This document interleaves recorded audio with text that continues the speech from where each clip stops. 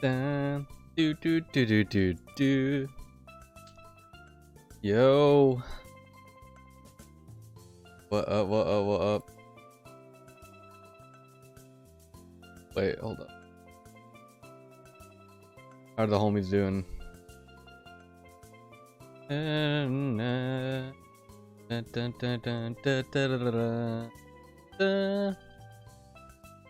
No, I actually don't like this picture that much. I like this edit that much. For some reason, it kind of looks cleaner like this. I like this. Maybe the era of banners is over. Maybe no more banners. It is what it is. How's everyone doing? Friday.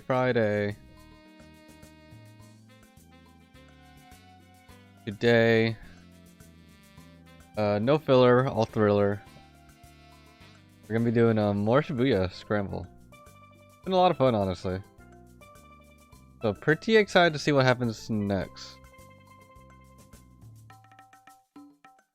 Everyone's doing good.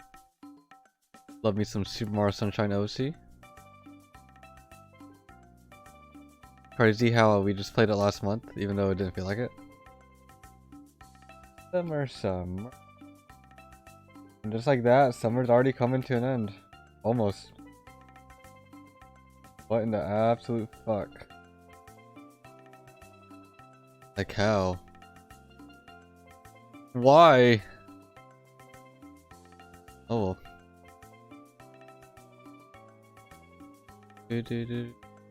No. We'll start in a bit. I'm a little tired today. Little tired. Didn't really do much. Except went out, got food, got a haircut. Usually I would wait a little bit longer, but fuck, my hair was kind of annoying me.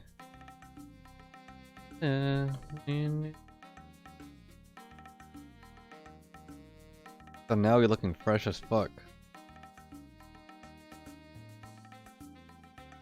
Err.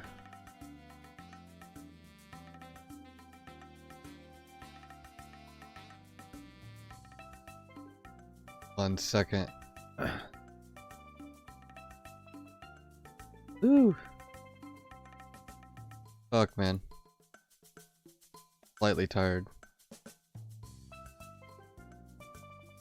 No.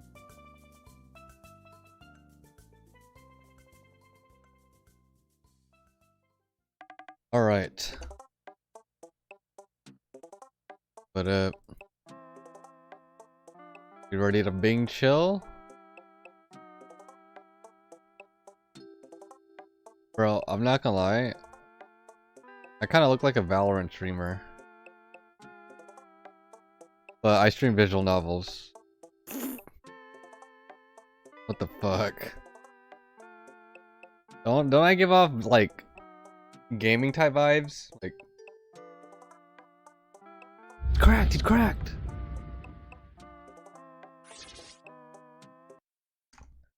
Some shit like that. Gotta use my stammies. Okay.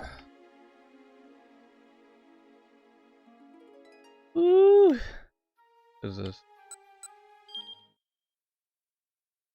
I shit you not, yesterday if I started a lot earlier I could have kept going for like the whole day.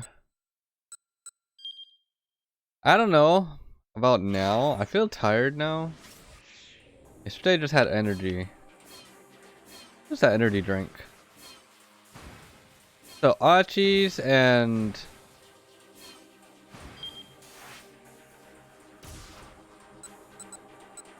who's on to keep out? We finished Kano, Norikawa. We could do Tama. Go here. Oh god, I have to start reading. Oh boy.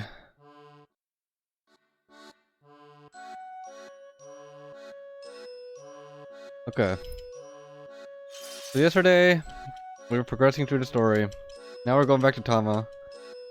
Tama's just basically this person, this cat, mascot thingy, that's stuck in the costume, trying to get the bill But then her boss gets fucking kidnapped, so she couldn't get the bill.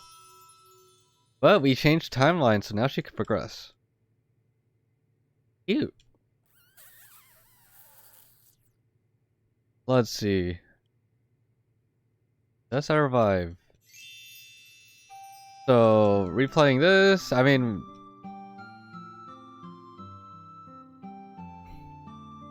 I've described the scene like 3 times already, so I'm just skipping it. If you guys want to know what the fuck's going on here, then I'll let you know, but not really anything. Not really anything. I don't know, I forgot what the other games or other girl's name was. Her name was Chiri. Chiri-chan. Chiri's a co-worker. The replies open suddenly in a loud voice belts. Hold it right there. What's up, Troy? Yep, timeline changed. I roll around and panic see an odd-looking man standing in the doorway, so this is something we haven't seen yet. It's Junichi Yanagashita. Oh. How are you doing today, Troy? He's the guy who hired us. Hey, Regis, 12 out of 10. Let's go. Honestly, so I was doing good. It was good to hear. Feeling a lot better, hopefully. I was going to stream the polls, but then, like, the fucking patch came out, and I was looking at Denial do his polls. Pearl Despair, he was not having a good time. So I was like, fuck, I wanted to do it. Oh, what's up now? And, looking at Gacha channel. I was like, fuck it, I want to pull some now. Missed a lot of Plenkos, but the one Plenko I did get, dude, my first 10 pull was all 3 stars, dude. No secured 4-star, no Plenko, just literally all 3 stars. I was like, wow, Troll Despair. Gaming World Prepare 3M, yep. And I was like, fuck it, I'll do another one. Then I got it. And then I stopped. Cause fuck yes, I thought I was gonna fucking bust all my beats for that. Thank God I didn't. Now we move on to the next Star Denial. Now I really wish there was a rate up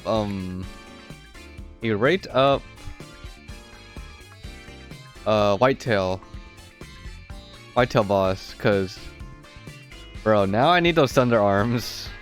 I have them, but I still have them maxed out. So, and the other time I did the rate up, or the recent one, everything's maxed so fast.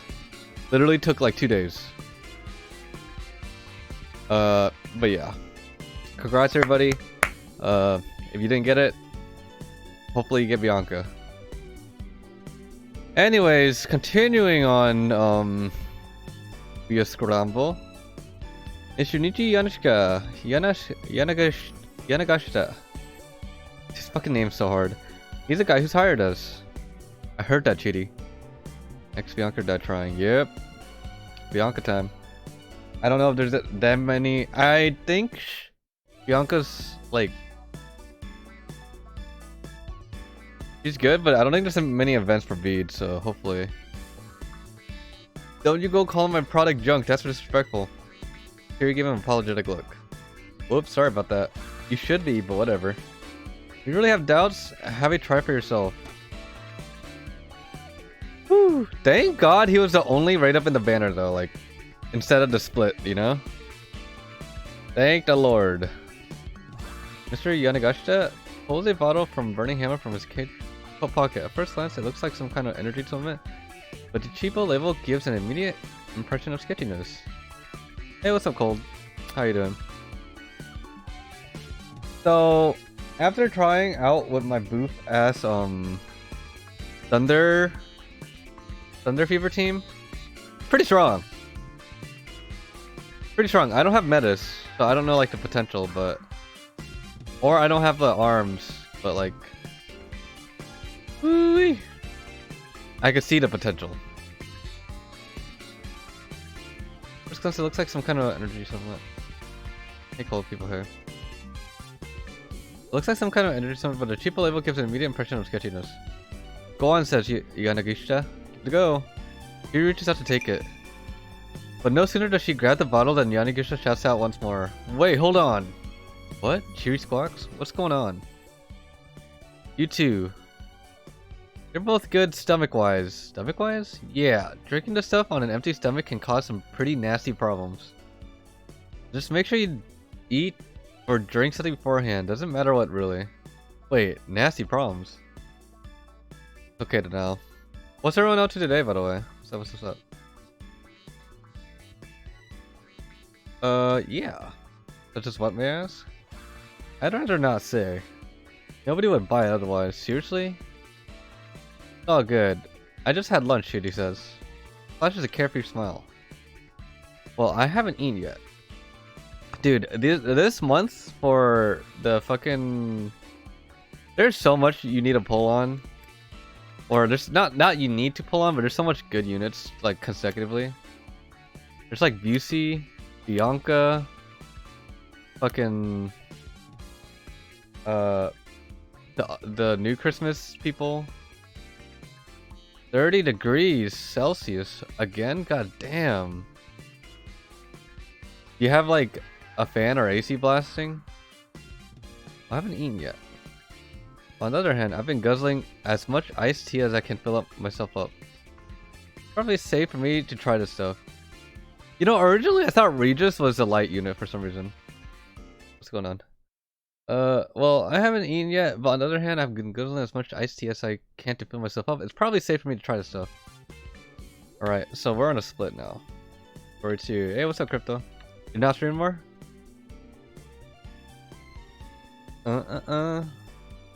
You Japanese everyone's trying to solve this mystery abduction case detective style to get baby mom back. Apprehend the bad guys and get mad bitches. Alright, I might as well drink it. In for a penny, in for a pound. And hey, maybe it'll help me lose some weight. Now my shit crashed again. Really? Gaming computer. I better not drink this stuff. It's not even particularly advertising. I don't think I should drink it. I don't want to watch this. Oh, thank you. So how'd your day gone? No, I'd better not drink this stuff. It's not even particularly appetizing. Here you twist it off the cap. Fuck. Bottoms up. Today I was just kind of chilling. I don't do anything much before stream. Like, honestly, all I do is like, I wake up at 12, fuck around till 2, get something to eat, take a shower, and then I start stream. Whatever, right? But yeah, OBS, a bunch of Windows stuff crash. Oh, I don't know, bro. Streaming's kind of weird sometimes. It's all good with the raid, bro. Don't worry. Bottoms up, she declares, and proceeds to noisily gulp her body down. Also, for anyone playing World of Flipper, is it me or is that new? Is the fucking serpent godly like literally hard as fuck? It doesn't seem like she minds it. Maybe it's actually pretty tasty after all. Easy? Is it easy? I don't think my team's particularly bad, but like hard as pants grab. For real. I don't know if it's like other people or what, but like fucking hell. It takes a million years too. It's actually pretty tasty after all, huh? Aren't you gonna have some too? Mr. Yanagishita flashes me a look. I guess I might as well try it a little bit. We're on Tama's storyline right now. I take a bite of burning hammer into my mascot head mouth. It has an unexpected smell like curry. Getting my own lips around the mouth of the bottle, I gulp down the liquid inside. Huh? Didn't taste like anything. Handful of seconds go by. What the fuck? What's up, Yosori? Feels like firecracker just exploded in my mouth. Now it's spicy. Way too spicy. Just like I swallowed a chili pepper coated in curry powder. Before I know it, I'm sweating bullets. Well, you sweating, Mr. Yanagishita ass? Like a whole lot? You are, aren't you? The way he looks. Why do you sound so happy about that? That right there is the magic of Burning Hammer at work. Here and I are lost for this. Burning Hammer. Drink all you want and just burn those pounds away. How's that sound? Good, huh? This is just so stupid spicy it makes you sweat, Cheery blurts out. Blunt and to the point, I approve. Yeah? Well, I guess you're right, Yanagishita says. He hangs his head. What is in this stuff? I can still feel my tongue tingling. Like my body is almost too numb to move. I'm so shocked, I even forget how to properly get angry. People flute type beat. So, this is the health food product that got imported from America a few years back, Yanagishita explains. But the import agency went out of business not long after and couldn't move the merch, so I brought up the whole lot. Everything they had in their storehouse, spent all the money I had on it. Huh? Cheery arches an eyebrow. How much did it cost you, she asks. 1 milli for 300 bottles. How much is 1 million yen? Is that 1,000? I think that's 10,000. I can scarcely believe my ears. 300 bottles at 1 million yen for the lot. 10,000? Yeah. That's roughly $30 a piece. What? Each one of these teensy bottles costs over 3,000 yen? And way too dank. He bought a bottle for $30 each. 30 bucks, way too dank, I know.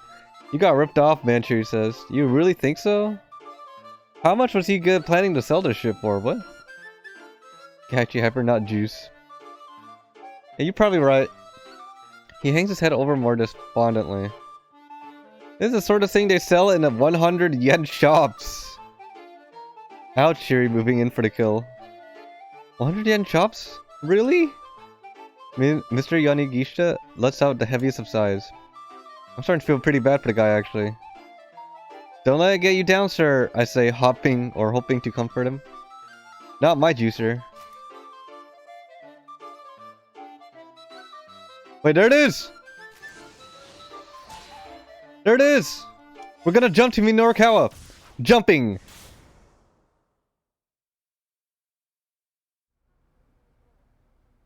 No, So, in this timeline, let's read this. It's just... Wait, I'm a little alongside resignation. Wait, how do I get to the fucking summary? Minorikawa, basically, Das is one of his bosses. He was about to commit suicide until we came over to save him, and now we're trying to get answers from him for why he wanted to commit suicide. No, it's just Toyama let out a long, heavy sigh of resignation. Toyama's the dude.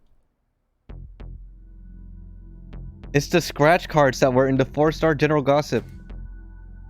Time of lottery featuring areas printed with a special silver ink. These silver inked areas can be scratched off. Oh! That's where the problem is. And what is the problem? If you shine a light on the cards from behind, you can see where the winning symbols are. Whoa! I messed things up dealing with the printing company. All of this, he gestured vaguely. Or he was gonna end his life because of that. Brother. It's my fault, my responsibility. He proceeded to explain the situation in detail. Why'd you act cold? I'll check. Cool's here.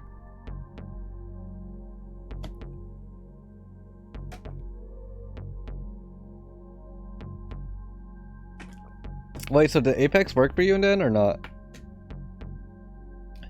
Ooh. Do, do, do, do, do, do. How do you have 1166 points? That seems like such an irregular number. Word was quick to leak out on the internet that there were ways to find the winning symbols, and suddenly thousands of card holders turned up en masse to collect. Heaven Publishing was a hit with a massive financial liability, and employees rushed to flee a sinking ship. I never knew why it ended where. I failed my viewers' disparage. You failed your viewers, no! Disparage. He was Up against the deadline for next month's 4-star general gossip. I felt like the disparage would have been perfect emote for Danganronpa. If I have to drop the next month's issue, I'll be stuck in debt even deeper. If that happens... This weekend, even Chris and Sunday were there. Strongy. They were there? Oh. Did they play too? I'll be stuck in debt even deeper, and if that happens, I'm finished. So Yama, give me a dismissal groan. So don't drop the music! Don't drop the issue, Minoru snapped. He pounded his fists into the side of a cardboard box. Next time I ever raid you is 2024. The fuck? It better be 2024 viewers, bro. But Toyama just shook his head weakly. I've been up for 3 days straight trying to fill the passages, or the pages. Damn, you know what? You turned on the stream, and I'm proud of you. You know what? People clappers for you, bro. Old, hey. But it's not enough. I can't do the impossible. He dropped his gaze to the floor, countless scratch cards lay scattered about. Welcome back, Cold. Alright, Cold. All my stuff crashed aware. It probably been amidst a pile that had fallen off the desk earlier. Each card showed a neat row of 5 when. You can't know if it's impossible if you don't see it through. I'll never make it in time. The proof needs to be done. Final stage before printing. My stuff crashed and I just ran away, despaired. Oof. To be done by 8 o'clock this evening. Don't worry, I would have done the same thing. Well then, Minoru thought to himself. He let out a sigh, then held his hand to Hana. Hana, would you mind giving me that hose? What the fuck? Hana gave her father a quick look, then handed the rubber hose to Minoru. This won't be necessary. He tossed the rubber hose into the trash. Oh. Then he jabbed his finger at Toyama. Hana, hand my hose, pants grab. What the fuck? Hand me my hose. Show me the layout and the draft proposal for the next. I don't think you want to fucking pants grab to your daughter, bro. Show me the layout of the draft proposal for the next month's issue. Monker Wokeg. Toyama blinked a few times in disbelief. Huh? Can't possibly be serious. Hold me on screen looking like. Oh. I was like, how? He's not Booba. But he definitely is looking like Boop. Why the fuck does that emote still exist? That shit hurts me. That shit actually hurts to look at. Ow. Ow. Why is she going out the screen? I'm trying to help. And now show me the layout. Fourth wall break emote, for real. And a proposal before I changed my mind. After a brief incredulous pause, Toyama hurried off to grab the paperwork. What is this? A layout in publishing speak is an outline of a magazine showing which articles will occupy which pages. Sorry, what? Minoru gave it a quick once-over, finding that 12 of the pages were still blank and untouched. He wanted to punch whatever writers and had been assigned those pages. See what I mean, Toyama said? It's hopeless. He sounded perversely proud of his failure. Getting enough material to fill 12 pages by 8 o'clock? Yeah, it's definitely a tall order, alright. Says who? Minoru replied, remember who you're talking to here. He kinda giga chat right now. Says who, Meggies? Remember who you're talking to. Giga donk. You seriously think you could do it? You're joking, right? Minoru shot back. I seriously know I can do it. There's nothing in this world that I hate more than a bad joke. Why are you doing this for me? Toyama was getting misty-eyed. I'm not doing it for you, you spineless wimp. I'm doing this for poor little Hana. Minoru, so sorry. Toyama bowed his head so deeply Minoru thought that he might put his face through the floor. Don't apologize. Apologize to your daughter. Literal sound translations for English. Oh, really?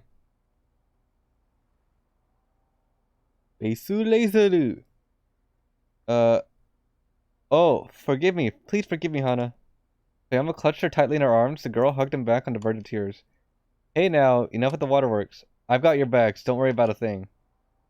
Norikawa picked up the draft proposal for the pages that needed filling. Time to get to work. The words Shibuya Scuttlebutt Special were plastered across the cover sheet in a big bold type. Okay, so a 12-page special edition block on Shibuya. Fair enough. And first on the docket, drink yourself thin with Burning Hammer. This reeked of a scam. The only way to drink more of something would make you lose weight. Wait, what? Hold up.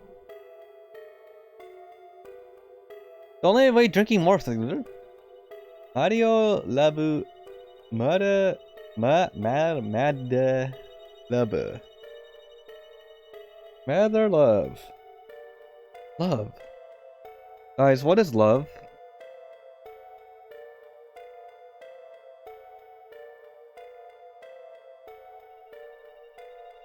Mario Mabu. What the fuck? Why'd you XQCF that?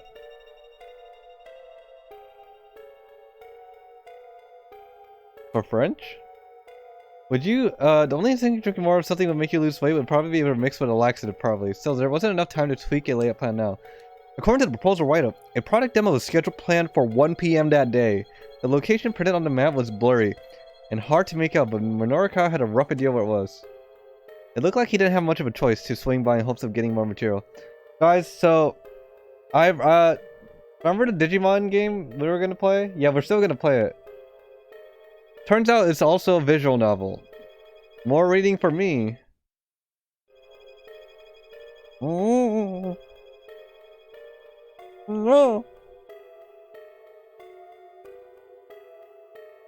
You need to say it in French. Dude, okay, out of all the languages that I will butcher, it's probably French. Hey. Alright, anywho's, that day the location printed on the map was blurry and hard to make out, but Norikawa had a rough idea where it was.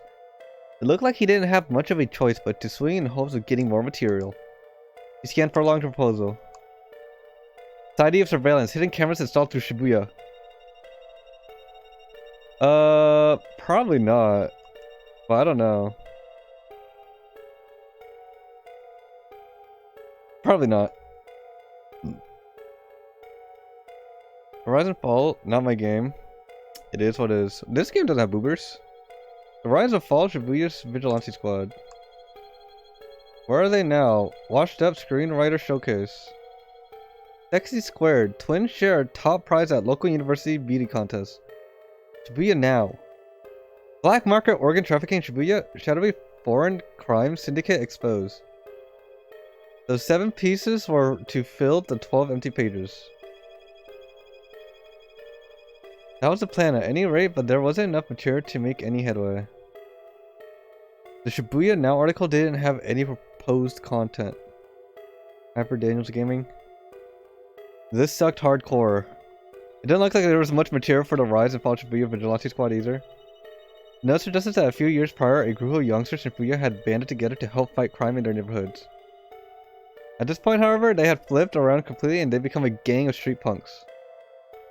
A turn to the dark side.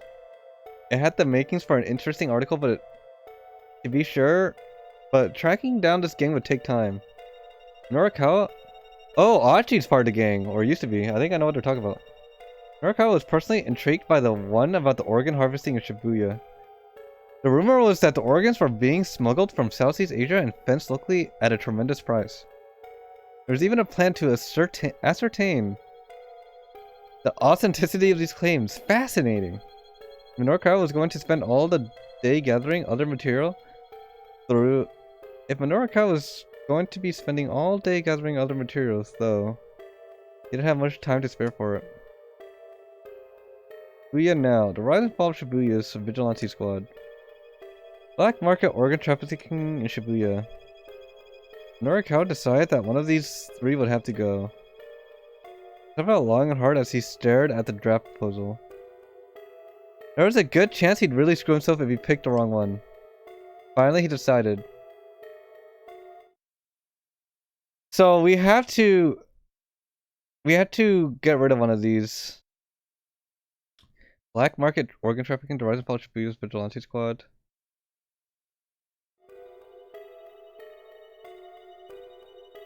Probably Shibuya now. This one sounds trash. Well, he didn't have time to make up an article out of whole cloth. His goal was just to make sure that 4-star gossip made it all the way to press. Society surveillance warrant now Sexy Square. Those 3 pieces of individuals slated for interviews, but no appointments have been made with any of them. Unscheduled interviews for Dicey Prospect. Minoru Kao decided to call them up on his cell as he made his way down the list. The only one he managed to get a hold of was Shinosuke Oada. Shinosuke. Ah! Oadai. How the fuck do you say that? Former broadcast writer, has appeared in various popular variety shows and commercial art. Oh. How do I max out wind skill gauge ray armament? I have yet to get another laser pilum. Wait, you maxed out the wind skill gauge ray armament?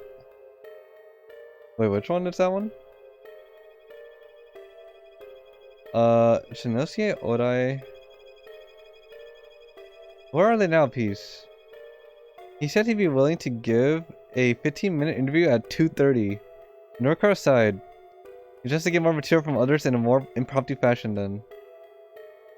Which one is that one again?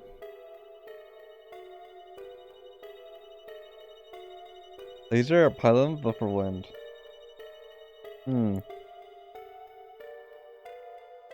Putting his nose to the grindstone, he started throwing. Is that the same thing as the Philippus? Like those type of armaments? Putting his nose to the grindstone, he started throwing together a schedule for the day. Was it possible to get all the material and write it up by 2 skill gauge right over time? Oh. Was it possible to get all those material and write it all up and still finish the whole thing by 8 o'clock? There's no use. Man, I'm so out of the story now. What is happening and why is the music from a meltdown? For this guy's story, he has to...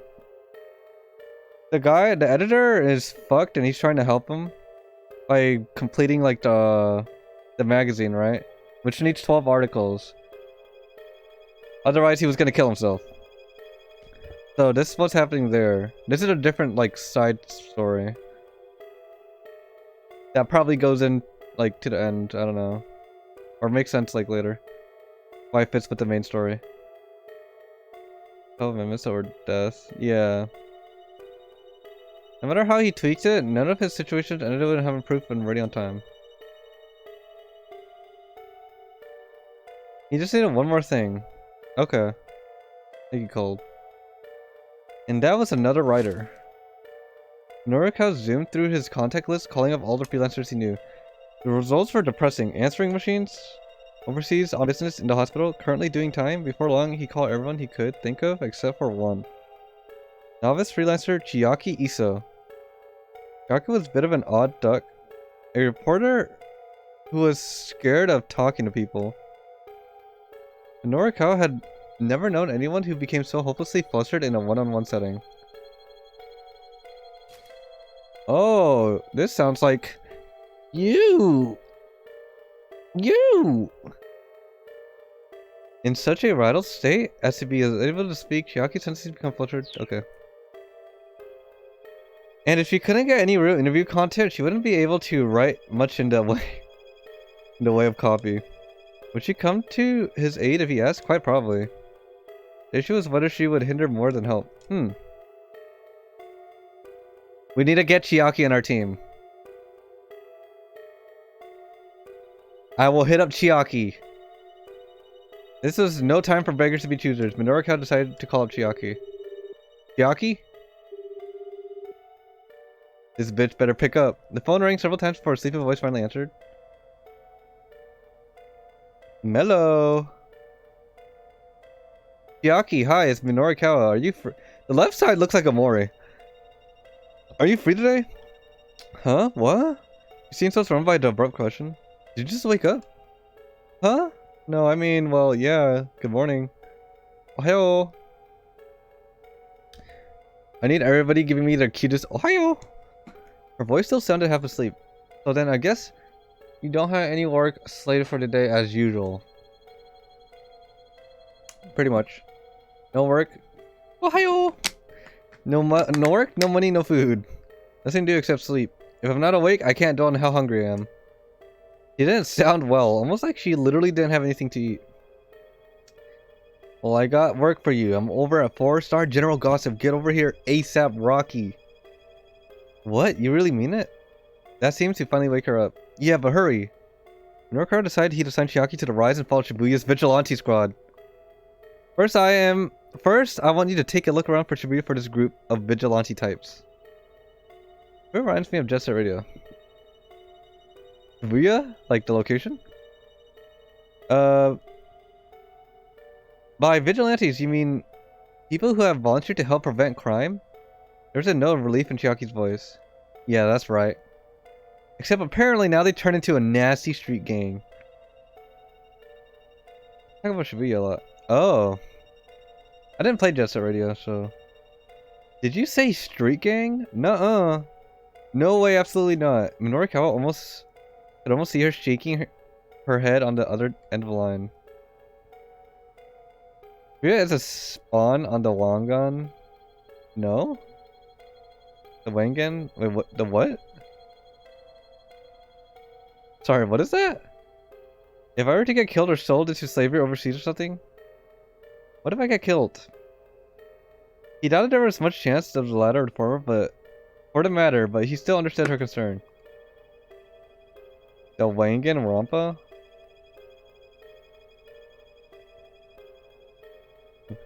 No, not the Wangan Rampa. Not the Wangan Rampa.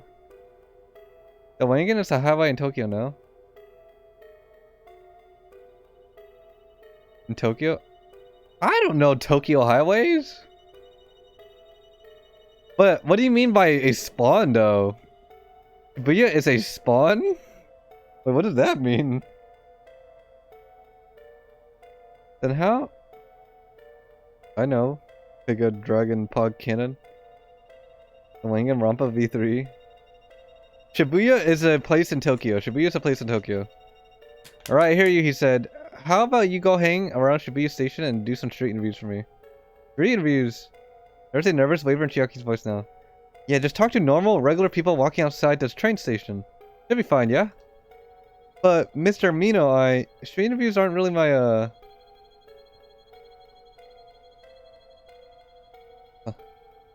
And one of the possible teleport spawn places is Shibuya. I mean, probably, I guess. Shibuya is a real place though, yeah. Apparently, it was beyond her capacity to give him a simple no. Why did you okay, in a regular, like... I don't want to say talking to regular people, but you definitely know we don't play Assetto. Why would you say spawn? Murder mysteries from Wangan Rampa?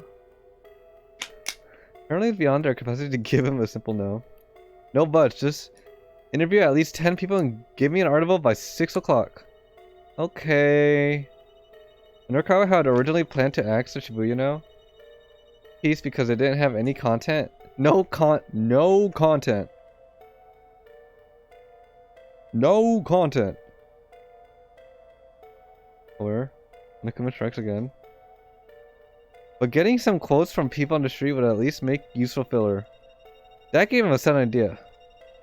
He'd take the vigilante story himself and have Chiaki handle Shibuya now. That's plenty of work to keep 2 people occupied throughout the day. The more time-consuming Oregon market story would have to be cut. The Monokuma. The young Mono. Okay, I got us another writer.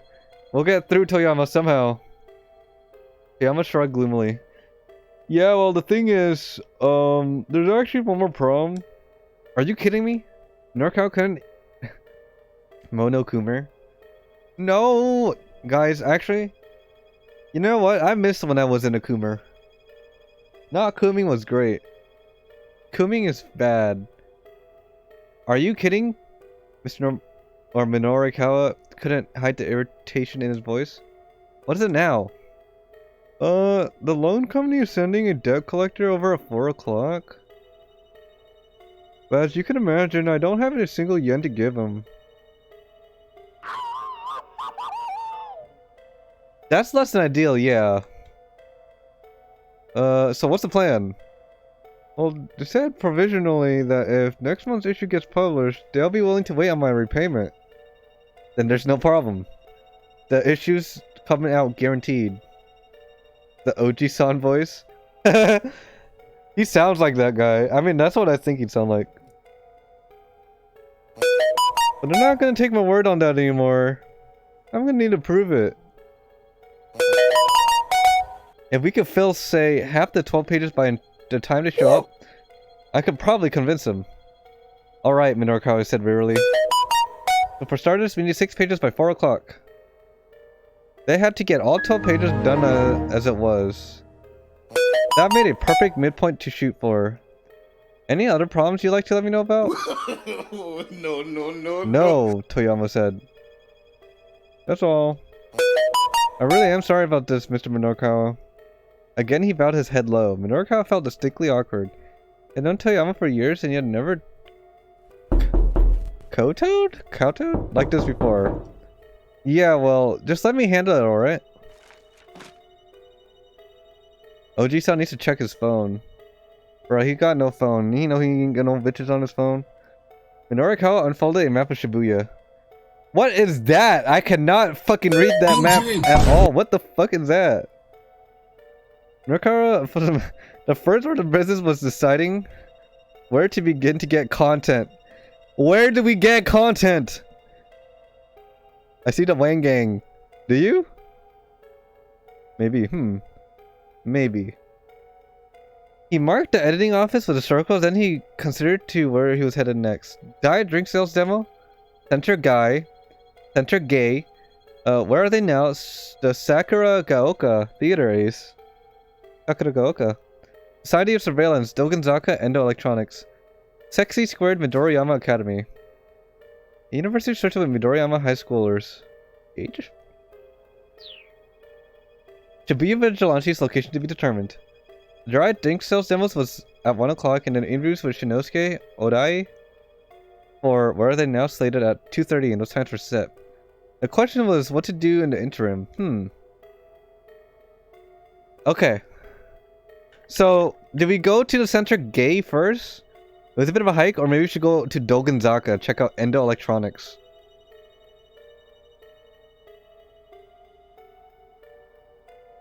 We're gonna go to Endo. It's a bit of a hike, but maybe he should go to Dogenzaka and check out Endo Electronics. Can I follow school? I feel like, or I cannot follow the story. I feel like I'm in school. It's all good. Gay center. Yeah, that should give him what he needed to put together a society of surveillance piece. Alright, I'm heading out, and don't even think about doing anything while I'm stupid. Wait, doing anything else stupid while I'm gone. Got it? Minoru hustled out the editing office, hoping Toyama would make his admonition to heart. He's on a journey. Alright, let's get these fucking articles. Exiting the building, he hopped into a taxi that was waiting outside. Thanks for waiting. Bro, I forgot this guy was waiting outside forever. Can you get me to Dogenzaka ASAP? Son of a bitch. Minoru bristled. I beg your pardon? That son of a bitch you wanted to give a piece of your mind, sir? Was he waiting for you like you expected? Oh. That son of a bitch you wanted to give your peace of mind, sir. Was he waiting for you like you expected? Oh yeah. Now damn we'll give him a piece of my mind too. Glad to hear it, sir. The taxi sped off. What the fuck?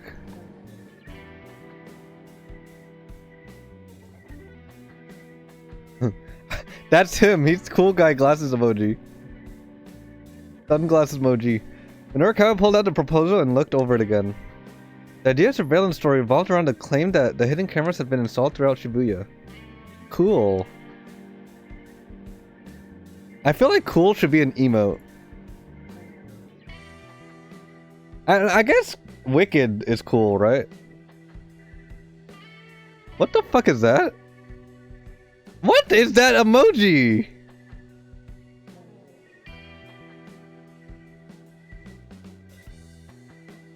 Norikawa pulled the proposal and looked at it again. The idea for this villain story revolved around the claim that the hidden cameras have been installed throughout Shibuya shopping districts, upwards of 500. Why is there a cool emoji? Supposedly, these eliminated a lot of blind spots, and the crime rate in the area had dropped significantly. Cool Cat HD. Oh no, Mo. What? What do you know about... You're scaring me. What is that? SPF 15? Tony Hawk Pro Skater Free Wave? What? And Cheeto Man entering Walmart? Wheeze the Juice 123? What the fuck? Rare? That's a super rare emote. What the fuck is that? The owner of Endo Electronics determined the local downtown committee. It's literally called that. I know. It's the off-rare scale wicked. Holy shit, rare. Rare emote. The cameras were managed by Daisuke Endo, the owner of Endo Electronics, and determined the local downtown committee. That was Norikawa's first mission. Then he needed to get this guy's story. To be continued? Getting out the road, Norikawa finally spotted a rundown electronics shop. The sign out front, which looked like it might fall off at any moment, read Endo Electronics. Right here. Here's fine. The taxi stopped and Norikawa pulled out a $100 bill! Oh god, I'm dizzy. That was a $100 fucking taxi ride. Getting ready for work, but still here. Now you're leaving. I need to change, he says. What? Look, don't sweat it. The name's Minoru Norikawa, and I'm a freelance writer. No, he's booping us! He's booping us! You boop! Boop! What's real and what's true? There's real worth to what you've done for me. That's a token of my appreciation. It's not much, but please take it. It's not much, that's $100! Good luck at work, Dano. Bye-bye, good luck, bye-bye. My car slid out the taxi and headed for the electronics store. Dude, Giga Chad, keep the changers. I'm that guy, I'm like, keep the change, Giga Donk. In return, give me your number. Inside, Endo Electronics looked more like a mountain of hoard junk than an actual business. Wait, Endo... That's Achi's place! I forgot his name is Achi Endo.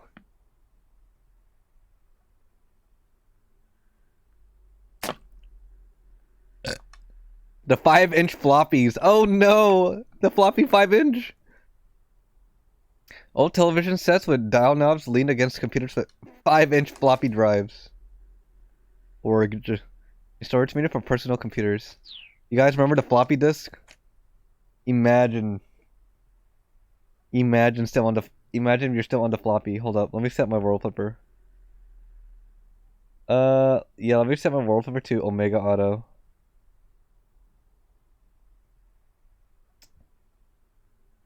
Crypto. Don't be sad because of work, Be glad because of money. I remember the floppy... Yeah, what? What? You remember too much of the weird stuff.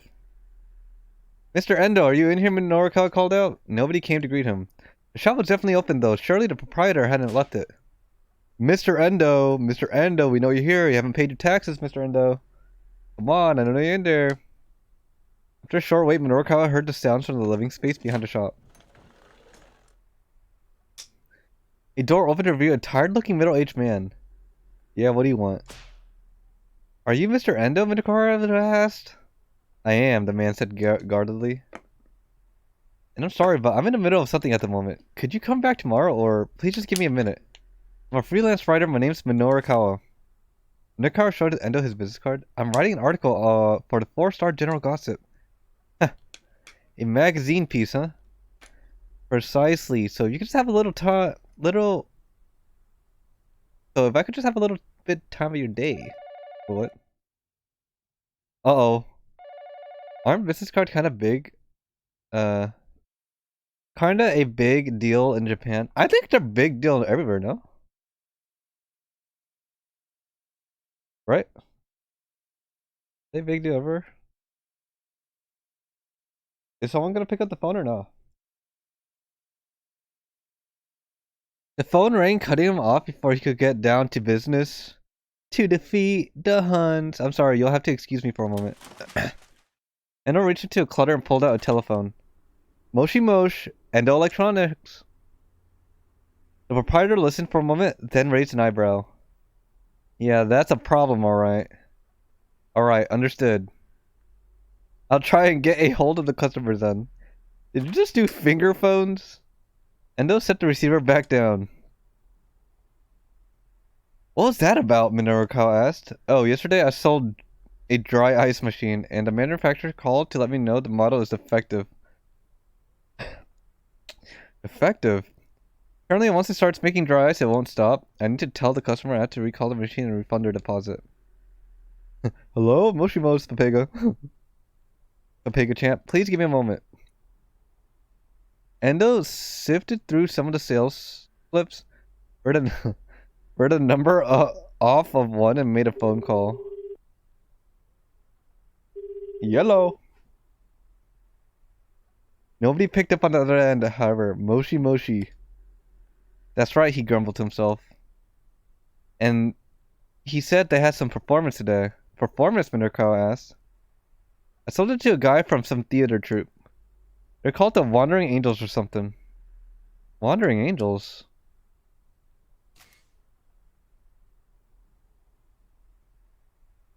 Okay. Au revoir.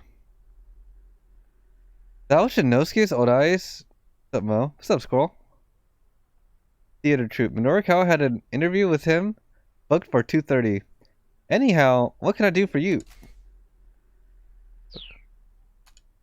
What up? Welcome to our little extravaganza. Minorikawa hastily explained what he was after. Endo gave him a dubious look. As I said earlier, I'm a bit busy. Busy cleaning up, I hope. How do you get anything done in this mess? Why, I oughta... Are you this rude to all your interview subjects? 5 minutes. How are you today, Mo? I'm doing alrighty. Chillin'. Being chillin'. No, didn't really do much except get a haircut, I guess. Boop. This guy's a boop man. 5 minutes. All I need is 5 minutes. You've got to be joking. Go on and get the hell out of here. Endo headed for his back room in a huff. Fine, I'll just have to write about what you've already told me. Namely, that Endo Electronics sells defective merchandise. Huh? What are you implying?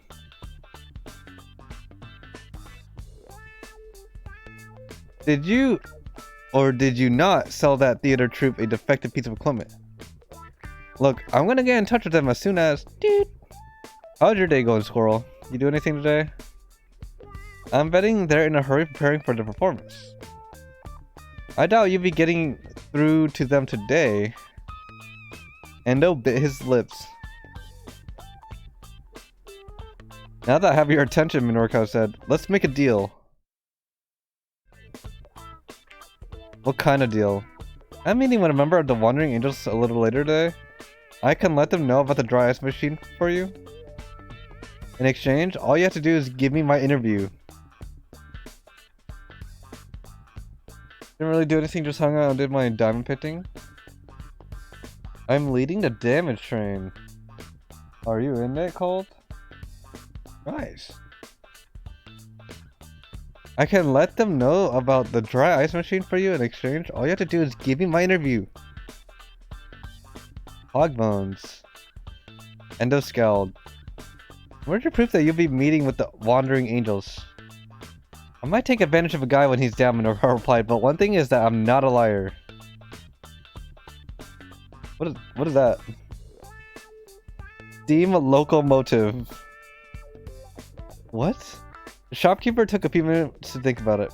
Fine, he grumbled. 5 minutes, that's all you get. Is that his wife? Is that his dead wife, Sag? It's a damage train.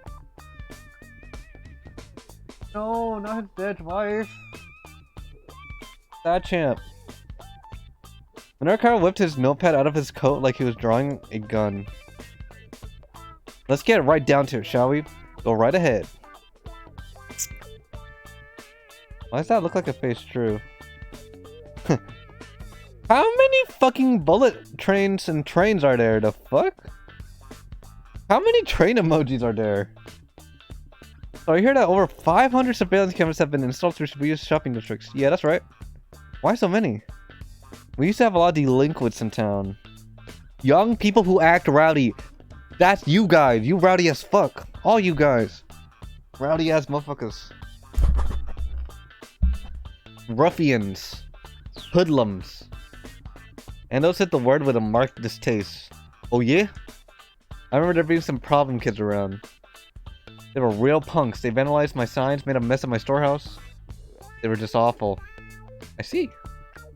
Minorica scribbled diligently in his notepad.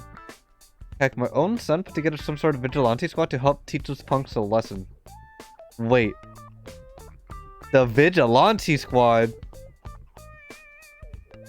Achi is the son, by the way. It's coming together. Whoa, hold up. Wait there right this second. Minorica jutted down his hand to interrupt. Hold up, Sussy? This guy's son was part of the vigilante squad? What a stroke of luck. Stroking? Maybe you could also provide some info for the article of the gangs of Shibuya. Sorry, I don't mean to go too far off topic here. But can you tell me the name of this group your son belongs to? They call themselves SOS. Pride themselves in being the top gang in Shibuya and all that. Stroking, Pepe Marble? For all the marbles. The top gang in Shibuya? Did I really just hit the jackpot right here? Not to pat myself on the back, but go me! All I had to do is step outside, and the story finds me. I think I might be a natural at this. As that happens, I'd like to interview people from the SOS. Would you be able to put me in touch with your son? Sure. Well, you should know that my son isn't in the gang anymore. Wait! We're skipping to Achi! Achi time! Now we're going to Achi. Achi's still trying to help Hitomi. Because they were running away from the kidnappers. Hitomi, look! Yeah, he's Trash Bag Man. This is Trash Bag Man. There was. And that's the girl with the missing sister. Here's... Wait, we know all this though. Achi Endo's daily routine of collecting trash is interrupted when he spots a man with a cane pulling a gun on Hitomi. Pang pang! Near the statue of Hachiko in Shibuya. In spur of a decision, Achi grabs Hitomi and leads her to safety. Hitomi tells Achi that her sister has been kidnapped and that she was asked to make the ransom handoff. Thanking Achi for saving her, Hitomi tries to leave the hiding place only to be confronted again by the man with the cane who seems to be determined to shoot her. So now she says, there was 2 other things I need to do.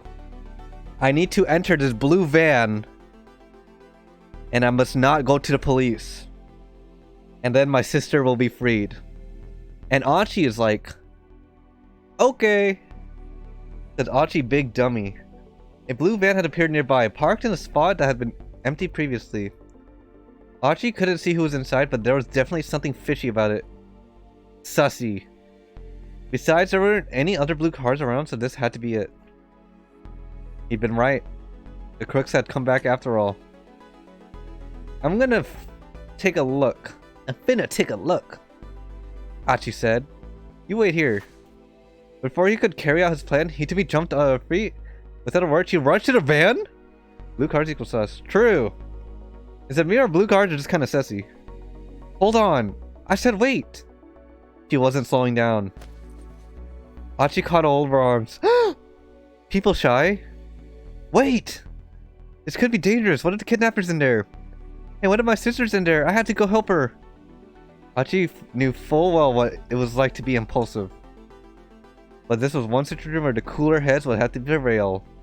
Head. We can't just hang out here, she insisted. What if the car takes off again?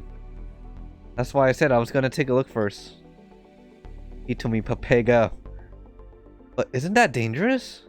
What if they do something to my sister because some random guy comes snooping around? So surely the kidnappers will drive around with the sister in the car? I don't know, man. Desperate times calls for desperate measures, but let's see what goes on. Oh? Oh, huh. Yeah, you got a point. Why is his face like this? Hachi saw as fast as he could. 5 words per second. The criminal told Hitomi to get in the van. There had to be some specific reason for that. What if they were planning to abduct her as well? Whatever the case, he couldn't just let her go. That's what I was thinking. It's like, so the easiest way, because like, if they ask for a ransom and they know who the guy is that asked for the ransom, wouldn't they just kidnap her and then kill both of them? Your next lick.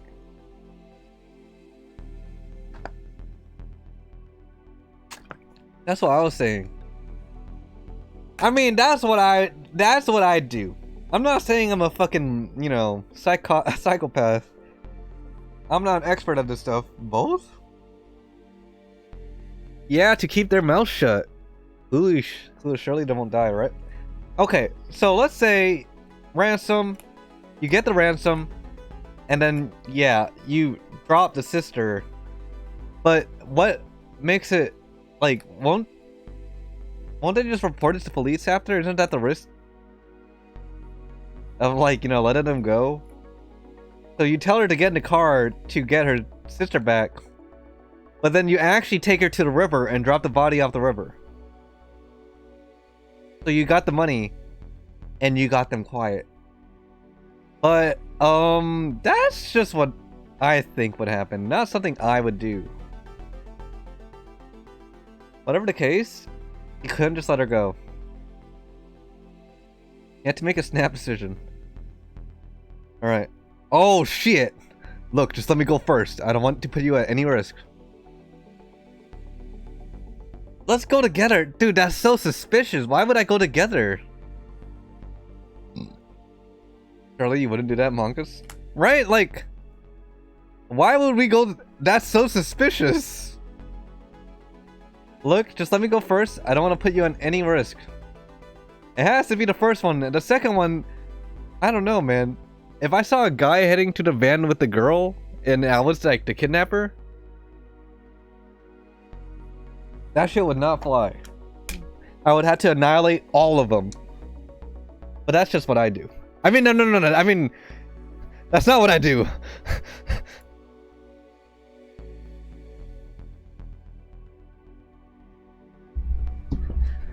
You know too much. Goodbye. You know too much. I put you to sleep. Monka. You know too much. I put you to sleep now. Good night. Just let me go first. I don't need to put at any risk. He told me it's a definition of in the look of Achi's eyes. Please, he continued. We have no idea who or what might be what we have no idea who or what we might run into. If I think they're gonna try to run off again, I'll give some signal. Then you can come along and I'll doubt they'll be interested in leaving then. Thank you. I'm feeling real donk right now. He told me to give a reluctant nod. Please be careful. Will do. Okay, Achi is the definition of Giga Donk. He's like a Chad, but he's kind of stupid as fuck. So he's Donk. Donk on Rampa? Shut up! Shut up! No Long and Rampa. No Donk on Rampa. And tell me if my sister's in there. I will. Believe it.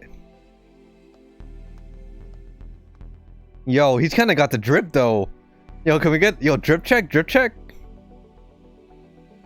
Trying to dunk on Rampa. Yeah, these are the Balenciaga, what's it called? Dress pants. 500. Archie stepped out the van and started walking toward the van. Wait, what? Drip check emote? Is there a drip check emote? Archie stepped out the open and started walking toward the van. He tried to... My ass literally said Archie stepped out the van and headed toward the van. He tried his best to look as if he wasn't paying any attention. Yep, I'm just an ordinary passerby. As he got near, he tried to sneak a glimpse inside. The van's dark window film made it hard to see who might be inside or even how many people. Casually, he moved closer to still to get a better look. Oh, oh, oh, oh. Suddenly the sliding door burst open and several people jumped out. None of them were Japanese. Drip check? Wait, hold up. I need to see drip check.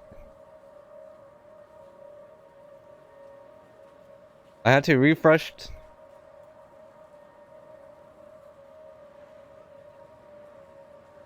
What is that? Wait, what is drip check? I can't, I don't even know what that is.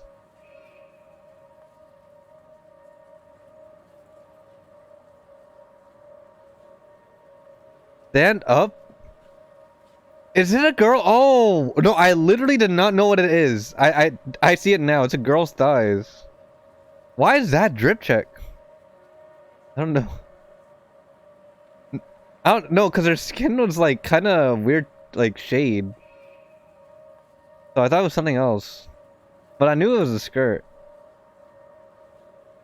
I don't know. Suddenly, the sliding doors, he's still looking. Yeah, because dude, I literally did not know what it was.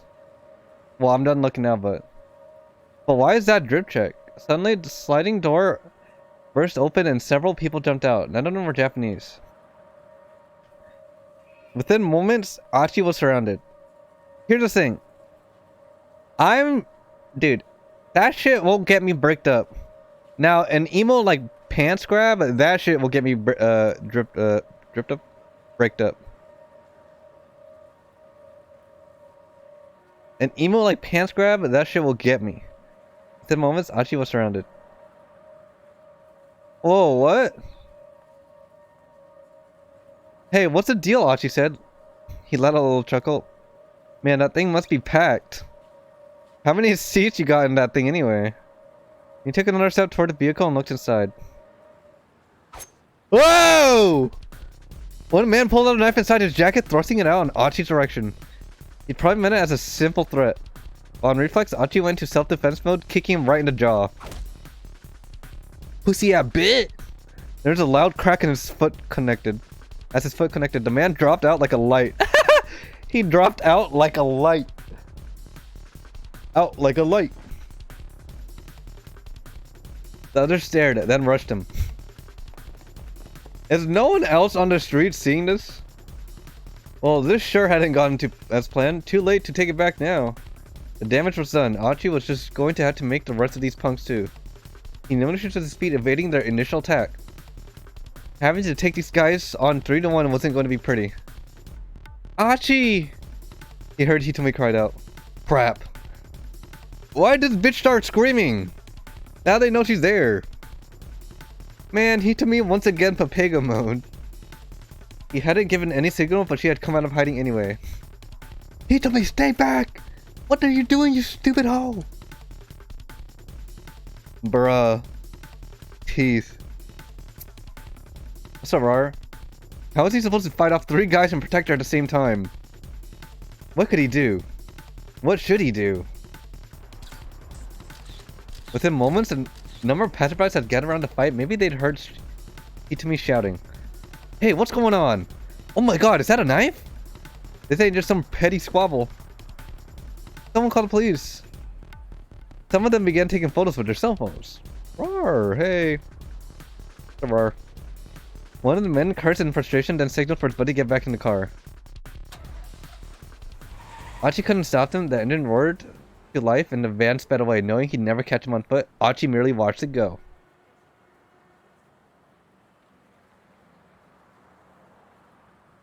He failed. This was his fault, all of it. Archie bit his lips hard. How could he possibly face Hitomi now? Achi! Hitomi's voice was hollow, empty. Achi stared down at his feet like a scolded child. I'm sorry. I didn't see whether your sister was in there or not. I see. The words were so simple and matter-of-fact stung him to the heart. I'm so sorry. But Hitomi simply looked or shook her head. The fact that she wasn't even chewing him out made him feel all the worse. I know I messed up, but I'll do better. He was going to say I'll make up for it somehow, but he froze in fear of what he saw next. Oh! Japanese man with gun! Across the street staring at him was the man with the cane! Hitomi, it's him! They had to get out of here. Oh shit! People running. He grabbed Hitomi by the hand and bolted off Dokenzaka. The assassin followed, staying on the side of the road. Achi wasn't sure what to do. Epic meltdown, run! Meltdown, meltdown, danger, danger! Wait, what is that emote? Danger! No. Panic! Panic!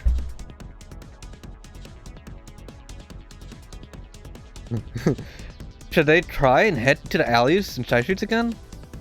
No, it was more dangerous to head someplace where there'd be fewer witnesses. Okay, works. Good luck. Later now. Peace. Worked. You have a good night. Or day. Sad. Don't be sad. Don't be sad for work, be happy for money. Let's just stick with Dokenzaka for now. The man wouldn't be able to gun them down if they managed to lose themselves in the crowd along the center guy. We had to go to the center gay. Besides, the guy had to use a cane. Achi and Hitomi could outrun him. Hand in hand, they sped along Dokenzaka and through the intersection in front of 109 building. A 109 building. Half for being exploded at the minimum price, Pog. It is what it is, aware. Come on, Hitomi! Just a little further! Okay! She was panting, but she pressed on. Achi risked a glance back over her shoulder. Hey, that's why you put minimal effort for the minimal price. Until they're paying me 50 bucks an hour, I ain't put in any type of effort. He stopped in surprise. What's wrong, Hitomi? It's Kano! Look it! It's Kano! What's wrong, Hitomi asked. That guy, he's not following us. The slope leading down to the intersection wasn't that steep. It was strange that the gunman hadn't bothered to pursue. Still, there was no time to worry about his behavior right now. Hitomi, can you still run? Yes, I'm alright. Then this is our chance. This way. They need to... You know what's crazy? I know where this is at. I've seen this location. This is next to the strip club. Mickey. They need to put plenty of distance behind them before the assassin came after them again. You do? I don't know. I feel like I do. I feel like if the camera was angled a little lower and I saw like the street, yeah. But they also need to find the van again and rescue Hitomi's sister. Would they be able to find it and yet stay hidden from the man in the cane? Achi wasn't sure one way or another, but with Hitomi on tow, he hurried onward along the center gay. To be continued? Let's go! We finished Achi's part. Aware, did you have a cane when you were there? Oh. I did. Alright, Achi's part. Finito.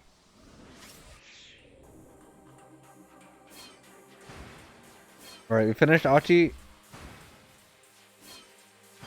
So, to be continued here, to be continued here. Now we have not done Osawa at all. Do we go? Okay, do we go back to the mascot? Do we do Osawa, whoever the fuck this is? Or do we go back to the article man, the news guy?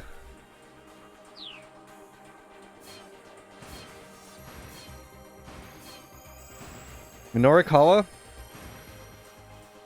Osawa? Or Tama?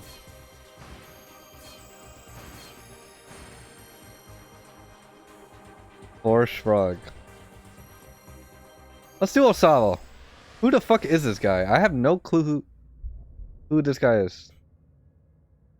Thomas Story goes zipper stuck. That's true. Thomas Story is literally just like zipper stuck. I'm poor as fuck. I need money. Well, status honor. None of these mean anything to me. All I want is a peaceful life. Damn. Aware. Me too, brother. Shit. Hold, I'm out of stammies, but if you want to make a lobby, just let me know. Hee. Hold up. Yeah, if you wanna make that lobby, Cold, let your boy know. Boy know. Okay. Pepe Flipper. Yeah, I flip Pepe's. Oh, he did it. 039. Also, congrats on Anniversary Regis.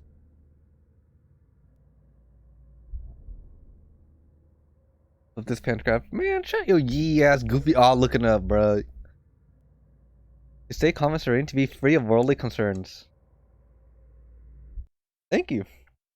You too. Let's go. Under 40 polls, gang. Free at any cost. Wait, hold up, Nodders? Okay. Pepe, please? A tourism pump from the CD player set up against a sturdy wall. It was the latest hit from Aya Kamiki. Song artist who was blowing up the pop charts.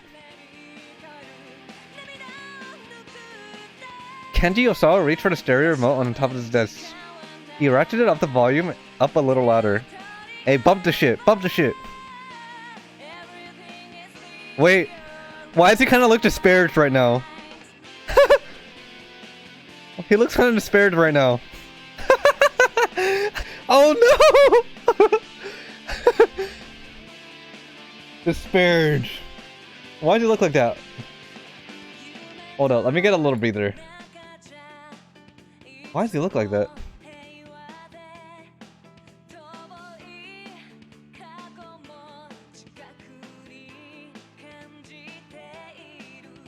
A little breather. Smog. Ooh.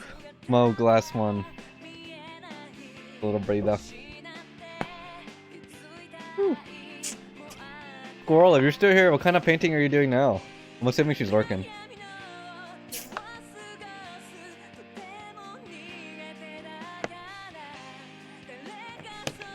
Whew. In fact, he was a huge fan of a girl rock popular with middle schoolers. Closing his eyes, he swayed back and forth in time with the music. He's doing the Nyan Please. He's doing Nyan Please right now. Humming his favorite lyrics under his breath. But his movements faltered. Oh, he's doing the mm-hmm. Mm-hmm. It's no use. Aya's voice usually soothes whatever ailed him, but today, even she couldn't help. Disparage! Today, Osawa's a complete wreck in both body and mind. No! Wait, what? Mounts of paperwork are scattered across the desks of his study. All of it about viruses and vaccines. It only had been a week since he returned from a business trip to a company's branch in the US, and he's slated to go back in another week's time. There's truly a staggering amount of work he needed to get through if he was not at home. He picked up one of his papers, glanced at it aimlessly, then tossed it back onto the desk. Slumping back in his chair, he let out a long, deep sigh. He was in no mental state to work right now. You know what we all need to do? We need to make a content. We need to make a streamer house. We're gonna make a streamer house.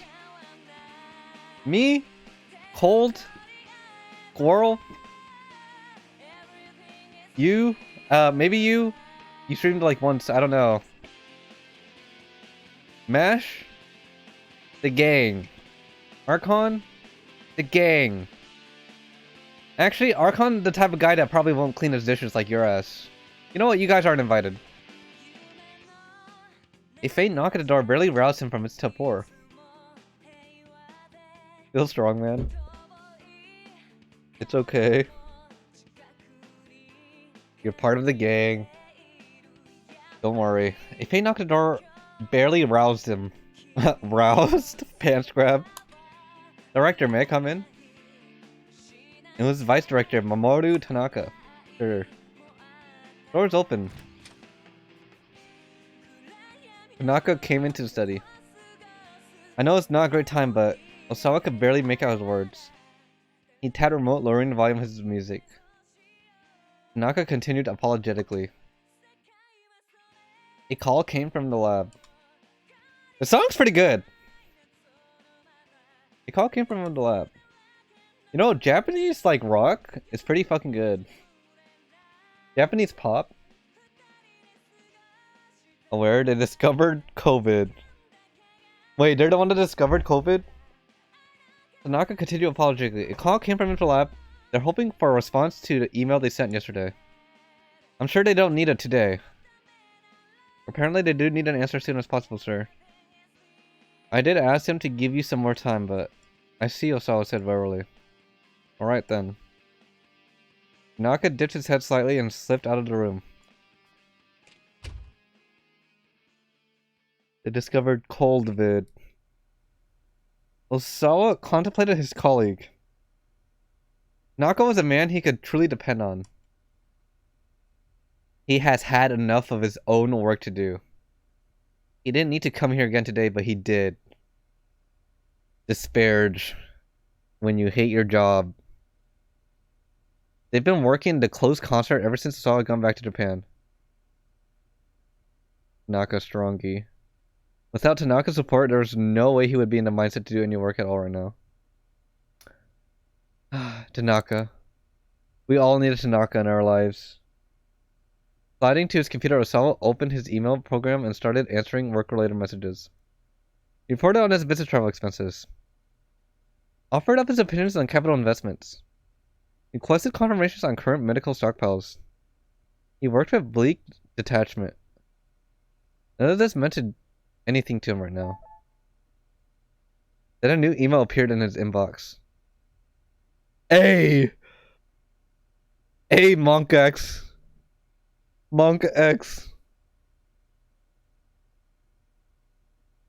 The subject was 1 year ago, South Africa. What? The message body was blank, but there appeared to be multiple images attached. Images? Monkers? Ordinarily, Osawa would have deleted message. The South Africa incident. Oh no! Would have deleted a message like this immediately, assuming that it consumed some kind of virus. But the word South Africa drew his attention. Could this be possibly related to the incident? He couldn't help but to wonder. For a moment, he hovered the cursor over one of the image files. At last, as if he spurred by the upbeat rhythm of his ears, he double-clicked the mouse. Oh! What is this? The incident? What is this? It's actually kind of scary. The grainy photograph? The grainy photograph showed a large... What the fuck? Room with a dozen or so people laid out in beds. It appeared to be some sort of medical ward. What the fuck? Yeah, I don't know, Squirrel. It appeared some kind of, they're not alive anymore. Osawa felt a strange flutter in his chest. He quickly opened another image. Ah! This one showed a close-up of one of the patients in his bed. Large red blotches covered his face. A large volume of blood appeared to be dripping from his ears and nostrils. Monkax. A cold shudder ran up Osawa's spine.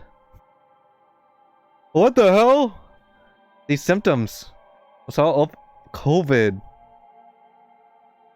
Osawa opened up the remaining image files. Each new picture showed another of the patients. They all appear to be teetering off to the brink of death. There's no doubt about it. These people were infected with the UA virus. The UA virus. The UA virus belongs to the family of Filoviridae. Genus Ulacavaridae. It is a member of the same family as the Ebola virus and causes UA virus fulminant hemorrhagic fever.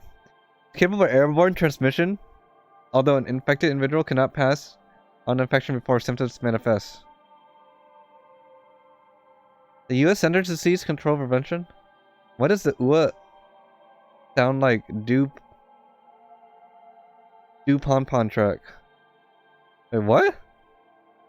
Pom track. Sounds like the pom track. Pom Kimochi. What? MF. Bro, you're saying the UA sounds like fucking this?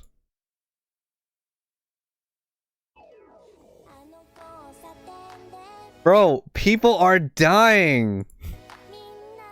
And this is what you're hearing when you hear UA.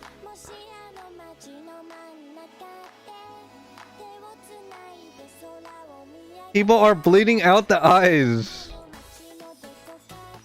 How are you hearing the UA from this?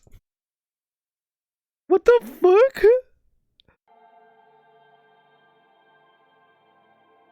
You a dead virus aware. Wow.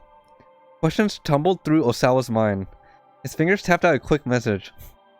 He doubted he'd get a response, but he might as well try. Who are you? Where are these images from? Brom, did it not say South Africa?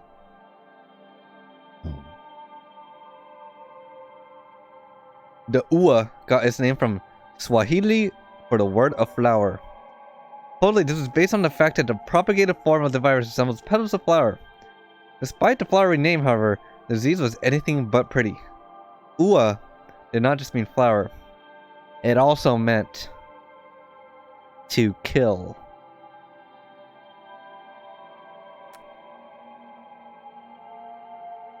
I'm Monka laughing right now.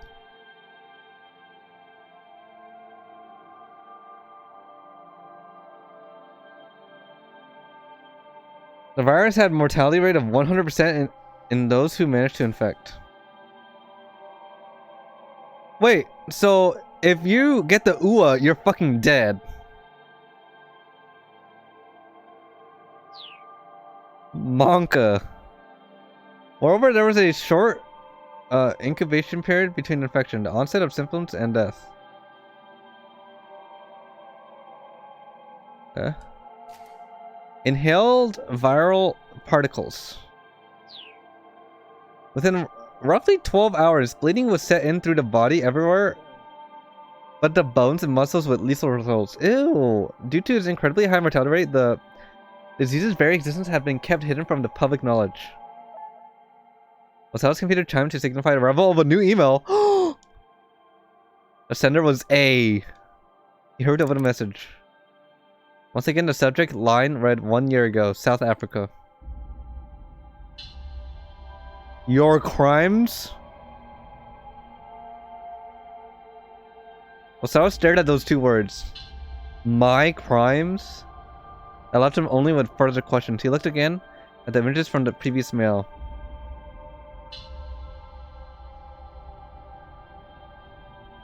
What makes any of this my crimes? You can see that patient's bleeding was severe. He estimated that several hours had passed since the onset of the disease. It wouldn't be long before their lives were cut short. To feel that agony, that suffering, and then to perish. Am I to blame for that?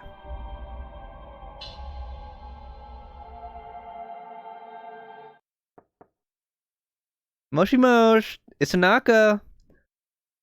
Darling, do you have a moment? It's his wife, I. I means to love.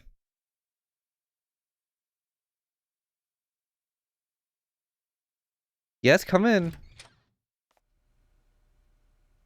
I stepped in the study room. Or study, the room filled with the scent of her perfume. Have you reconsidered the whole American thing? Or America thing she has? This again was all I thought suddenly to himself. Please, he said. Can we not discuss this right now? If not now, then when? You know, this isn't a decision to make up on your own. On his latest business trip, a major American pharmaceutical firm had attempted to headhunt him, asking him to join them and be among the top researchers in the world. Disparaged. The money and prestige held no interest for him, and he was reluctant to turn his back on the Okashi Pharmaceutical. Berg among. After his many years of service, nonetheless, he was intrigued by the offer. It would mean that the chance of conducting his virus research in a much better funded environment. Taking the job would necessitate relocating to the US, however. When he mentioned the possibility of immigrating to I, he shot the idea down on the spot. Do not go, do not go to America. Don't go. Do not go. Her opposition was understandable. Banka X I. I's father, Suguru Makino, was a member of the Okashi Pharmaceuticals board of directors. No way he's gonna let Osawa jump ship to another company. Darling. Please. I drew him closer in. I drew him in closer to him. Think about it from my perspective. Leave for America? What am I supposed to tell my father? He gone so used to that grating. No! That grating whine of hers. For some CD? Is it time? I'm kidding. Have you considered what might happen to Akashi if you leave, dear? More like force and despair. We can discuss that once all this is finished. Osawa kept his voice as level as he could. You do remember that you're a director, right? I said. You have responsibilities. Might be fixable, though. He does not look fixable. Stop thinking about yourself so much. With a sour look, I turned and departed.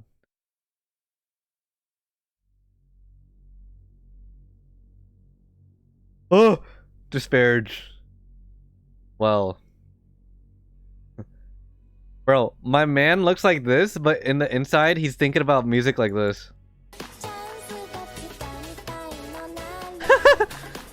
This is his music taste.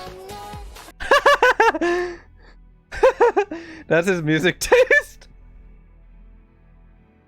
He's disparaged, but he's listening to fucking Pon Pon Pon. America would never be a simple matter, regardless of what his wife thought about.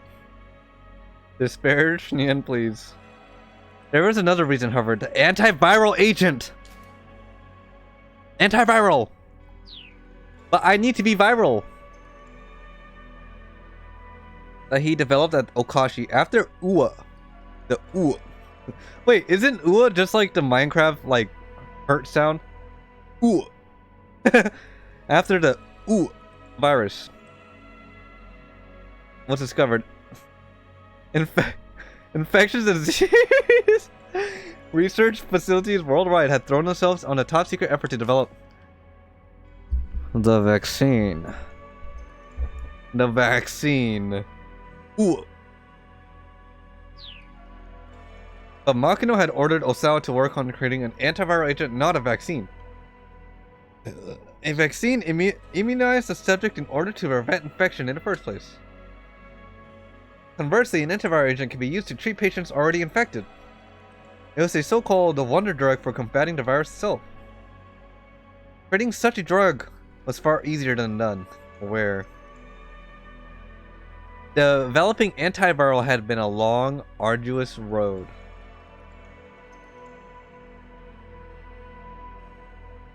Aware champ. There it is! Only after years of research had Osawa's team succeeded in identifying a substance that might qualify as an antiviral agent for the UA.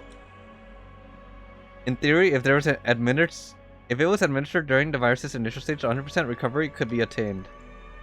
He doesn't want to stop the infection, he wants to make money with defeating it. Aware. Data also suggested an 80% survival rate for patients treated shortly after the onset of symptoms. But there was a fatal flaw in the new antiviral agent. The side effects on the body were unusually potent. If it was administered in amounts, probably fake though. Yeah, the virus ain't real. If it was administered in amounts beyond a certain threshold, it was linked to life-threatening complications. For a time, research was at an impasse. It has seen that the drug had to be administered in high volume to combat the explosive propagation of the UA virus. But then Osawa had received some fortuitous news. Okashi Pharmaceuticals nanotechnology. Dude, this is way too dank for me. Not created or operated on an extremely small scale. This is way too dank. Known as the DDS. Drug delivery system. Such a system administered ultra-microscopic drug capsules to avoid target of the body. Osawa had jumped on it immediately, but administered his antiviral agent with the nanotech DDS. He was able to use smaller amounts of drug to squash the UA virus with precision. The procedure was a huge success. There was a marked increase with the drug's efficacy, along with the expected decrease in adverse side effects. The effects have been confirmed. Animal testing? The effects have been confirmed via animal testing on monkeys. Your Adastami's cold? Alright. Alright, I think I'll pause it for... or I'll pause the grind for now. Because I do not... My phone's kinda hot right now. Hot right now. The antiviral was ready for the final development stages. Grind this, punch grab. What? Ayo? Does he? Clinical trials. Clinical trials on humans, but the very existence of this new wonder drug was still secret. Alright guys, would you test out a drug for 500k? Well, I guess people do that all the time, right? Was fucking... random ass, fucking boof ass drugs. Yes. Alright, what's the lowest you go for to test out a unstable drug? But the very existence of this new wonder drug was still in secret. No doubt Okashi's leadership would be 10 mil pog. 10 milli. Reluctant to see Osawa, the drug's lead research transfer to another company. Yo, it wasn't completely outside the realm of possibility. Once the antiviral was out of the development and announcement to the public, Osawa would be free and clear. For that very reason, he was loath to cause any friction over the drug right now. To be honest, when drugs go into the human test, they have been tested on tissue and animals are probably fine. Clueless. It is, yeah. But let's say they haven't done that yet. Let's say they go straight to the human. How low would you go? His anxiety only magnified, concerned about the email he just received. Uh-oh. Ring, ring, ring, ring. Okay. Osawa called Tanaka over the intercom. There's something I want to show you, Tanaka. Could you come in here? Could you come? He needed a second opinion. Then Tanaka could be relied upon. Osawa opened the door from when Tanaka knocked. He looked around before ushering his vice director inside. What's this about, sir? This pants grab. Osawa showed him one of the images. Tanaka's face went pale. What is that? It can't be. Tanaka clearly recognized the symptoms of the UA virus. Any idea what this is about? Osawa asked. No, sir. These images were just emailed to me. The subject line says 1 year ago, South Africa. That would put around the same time the most recent run of infections, wouldn't it, sir? But that information isn't. Tanaka trod off. Osawa nodded. That information isn't public. The thing is, I don't understand is why these pictures were sent to me. Osawa opened another email from A. The second message I got saying these pictures were my crimes. I'll look into this on my end, sir. They look like WYSI. What is that? Bro, I swear to God, they look like people from Squid Game. Oh, Senor from Squid Game. I swear to God.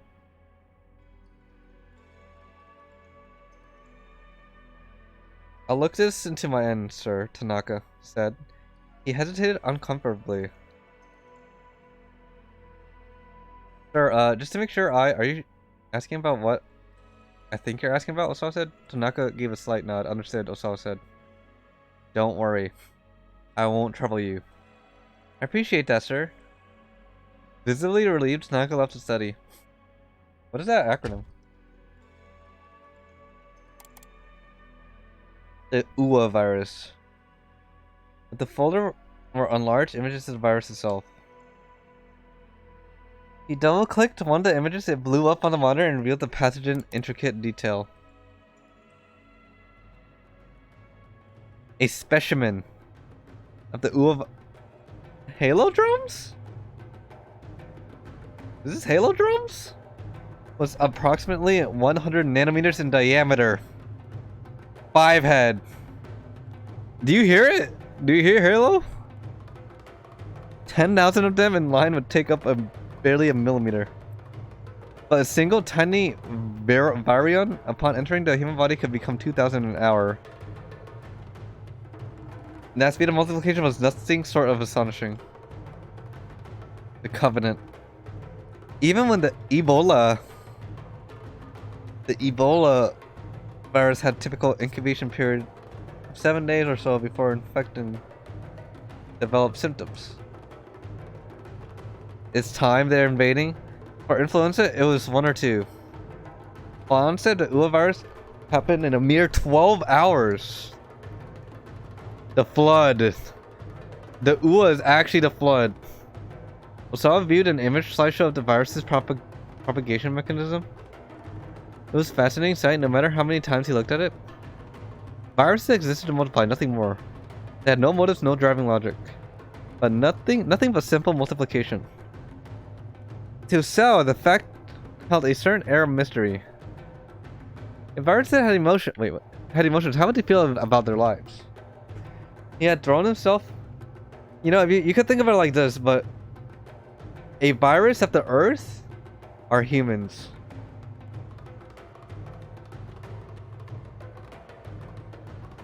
Five head.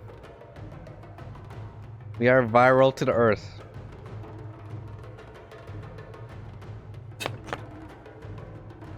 Five head.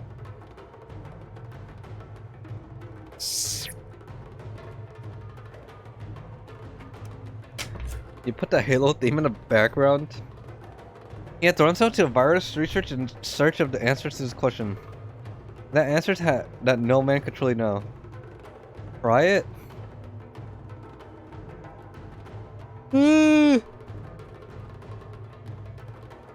Fine, bitch.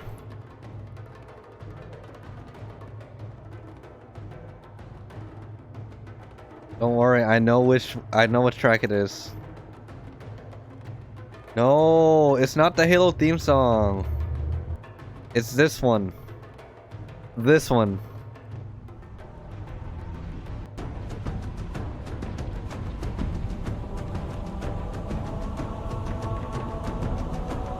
Warthog Run. He felt no particular sense of duty to protect people from a killer virus. He was just happy for the chance to play around with the UA day after day. Another email arrived in his box. I mean, typing me end the story up 10 times. Really? Getting too loud there. It was hyping the story up. It was giving it made the story hype instead of like thrilling. Sender A. Dance. Osawa read the message. Do not look away.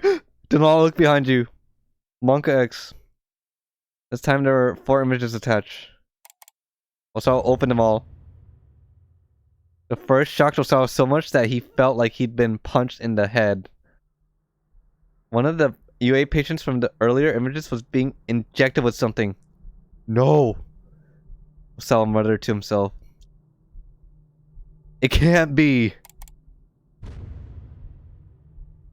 The second image showed one of the infected hunched over in pain, vomiting up blood. The symptoms have already manifested, but Osawa thought he could see that some degree of life had come back to the patient's eyes. They got the Frankfurt train station vaccine. He rushed to open the third image. It showed a morgue piled high. Ooh. Piled high with corpses. Hyper Daniels Gaming. The rictus of anguish on the dead faces made them look no longer human. Various fluids seeped from their eyes and nostrils. Ew. The lymph nodes were grotesquely swollen. Oh no. There were hospital beds stained with massive amounts of blood and gastric fluids. Next came the fourth and final image. What is that?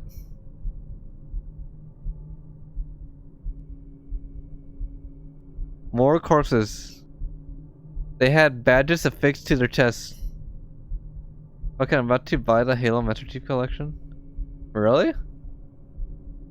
I bought it, and I'm not gonna lie, I touched it for one day and that was it. It wasn't bad, but it was alright. They had badges affixed. Alright, cool. To their chest with barriers level 6 hours past 12. 12 hours past and 18 hours past. It looked as if someone was attempting to live trials with their antiviral agent. No, Frankfurt. A main FFM in Germany. Osawa didn't consider the antiviral agent ready for release, but that was because his teams hadn't conducted clinical trials on humans yet. There was a good reason why such trials hadn't been conducted. There's no way to test the efficacy of the drug without an infected patient. To run a proper clinical test, someone would first need to be infected with the UA virus. No matter how effective the animal test had been, if the drug provided ineffective on humans, that person would have a guaranteed death sentence. It was unthinkable to run trials involved with such a deadly risk. And yet he looked over the images again and again, and Osawa became certain. Without his knowledge, someone from Okashi Pharmaceutical had conducted human testing on... I mean, what? Time markers on the corpse. Why is it possible to run the trials? Why is it impossible to run trials? I mean, I guess they don't want it to the risk of like running like an antiviral thing on someone that doesn't have it to like have very like negative effects.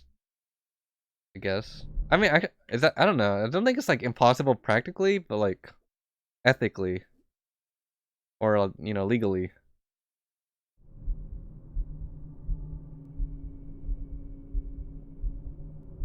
Yeah, sure, but understand that it's already people infected with it. But that was I don't.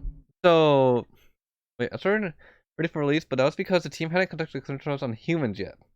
There's a good reason such trials hadn't been conducted. There was no way to test.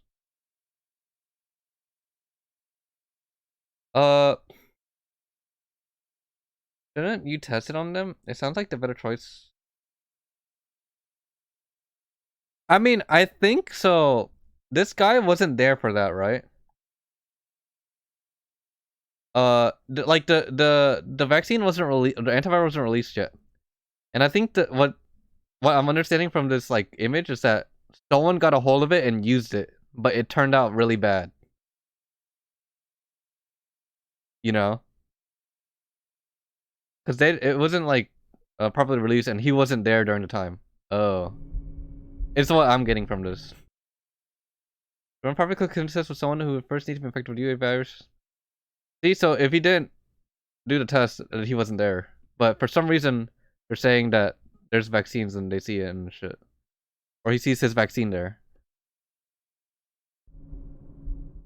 It would be unthinkable to run trials on involves such a deadly risk. The time markers on the corpse on the fourth image were surely there to mark time elapsed since the onset of symptoms. A thorough trial would You need to touch the drugs. But the Warhawk run in the background is giving me hope, Strongy. They're dead already. Effectiveness in those time frames. Osawa slammed his fist on the desk in rage. This was nothing short of vile human experimentation on the guise of clinical testing. The people responsible could not be allowed to get away with this. There's only one person Osawa could trust to keep this under wraps. His boss, Makino. He reached for his phone to call Makino, but he stopped short too soon as he picked up the receiver. He knew he was in no state of mind to have a calm, reasoned conversation right now. Turning to the CD player, he put on iComic-Key's latest album.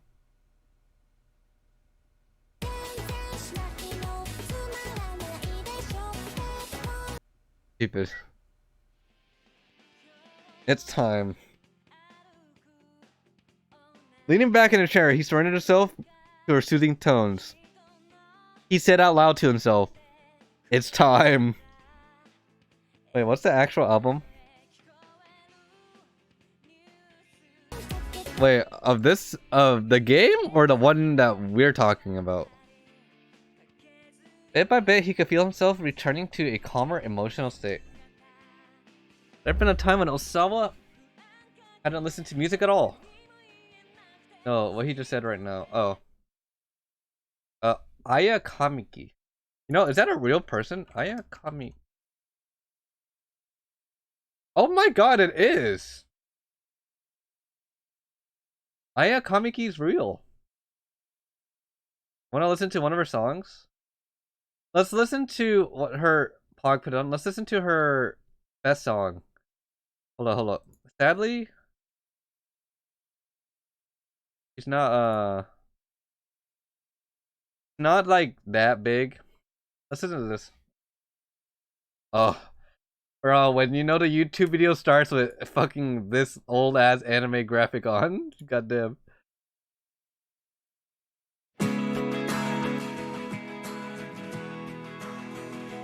Pog Nightcore.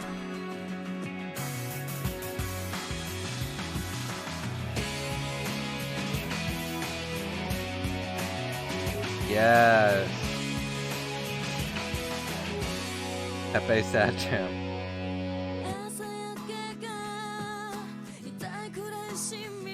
What in the fucking world? There's Russians and then whatever this language is. What the fuck? Alright, Cole, you have a good dinner. I want to listen to her best song. The WXW Boiled Extreme 8 Million.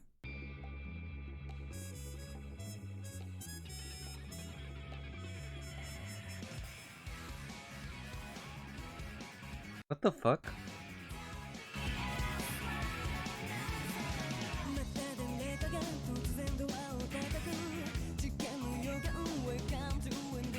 Right click and translate.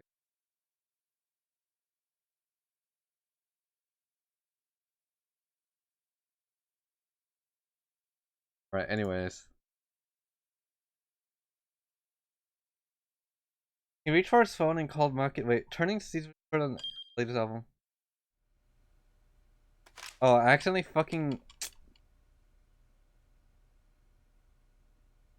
No, just right click on blank space. Oh, really? Translate to English. It says, okay.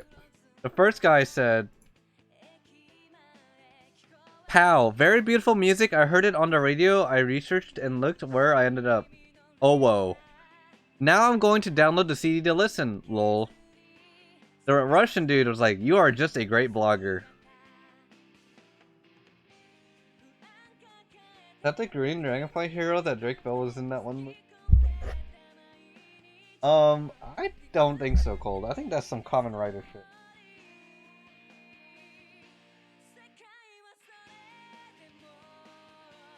Okay, there's a time when I started to listen to music at all. Ben 10? I'll be honest. How can people not listen to music? You know? Any type of music. Like anything, right? It just feels so weird. I don't want to say impossible, but it does sound like possible for someone to like not like music at all. Excluding deaf people, but even deaf people like music, because why would there be like, you know, fucking translators at concerts, right? It was only due to the simple coincidence that he found Aya Kamiki. Daughter had asked for a CD as a birthday present, so he swung by the store and picked one up. Since Kamiki's new album had just come out, there was a display for it in front of the shop. Sociopath status, right? I feel like everyone likes something, like a certain sound, right? Your time. All right, drive safe, Cole. It just don't. I don't know. Just not liking music. It's like something.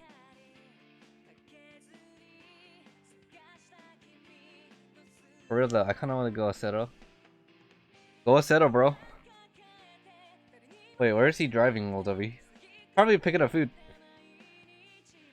That's Chad. Think about Brian Culpral album packaging had drawn him in. Where the food is. Yeah, he's driving to where the bitches are. Hog tasty.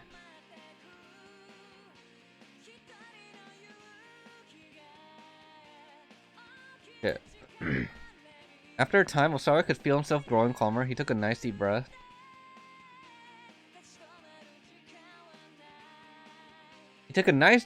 Then he closed his eyes and tried to banish his nerves completely. Planning his head. Let's see where we're at. So it's 11:45 right now. 11:55 for Kano. 11:55. We're still very early in Tama. This week, man. Oh, you're good, bro. If you want to play, go play. I think Osawa is just literally straight down. He gets starts to believe there had been a time when he hadn't cared about music. Surely something that had such a strong effect on body and mind also played a deeper meaning. Osawa let the positive energy flow through him. Boing. Boing. I appreciate the sentiment though, but remember, you gotta put yourself first. Do what you want to do. Do what you want to do, my friend.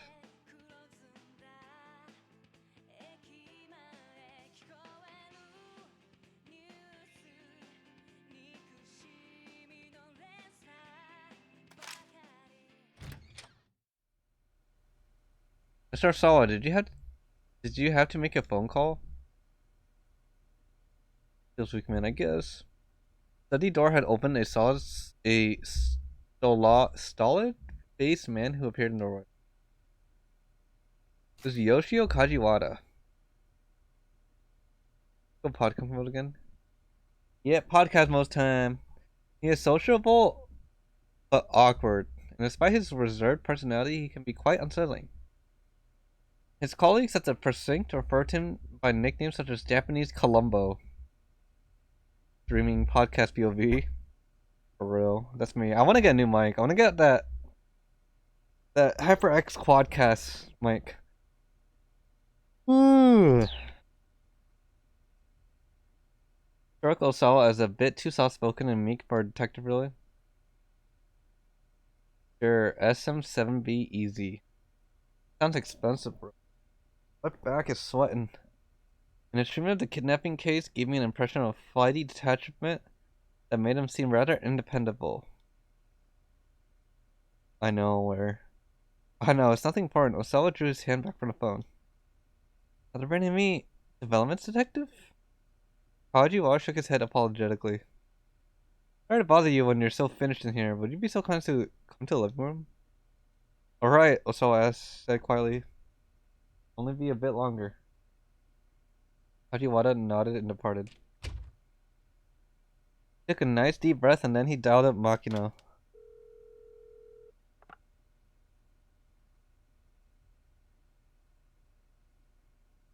Has there been any progress? Makino asked as he picked up. His voice was somber. Oh, wait, hold up. Give me 1 second. I think my boss messaged me. So let's see.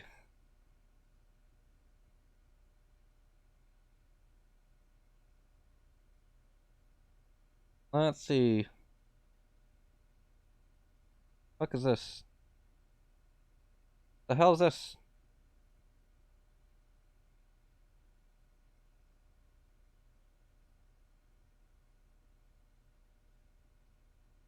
I know, aware.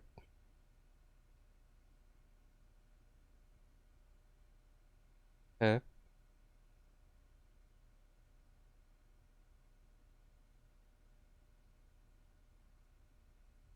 The fuck is he saying?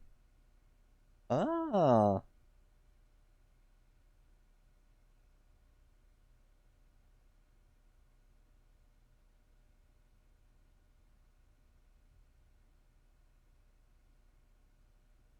Okay.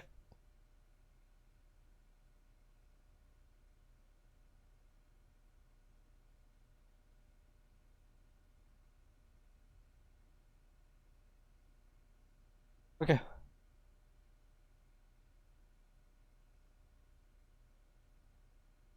there been any progress, Makino asked as he picked up? His voice was somber. No, Osawa said. Nothing much yet. Tiny sigh came from the other end of the line. I see. That's one. What can I do for you? Sure, I'll just get right to the point. Have you conducted clinical trials using the antiviral drug? Makino didn't respond right away. What makes you think that? He asked at last. I'll describe the emails he received.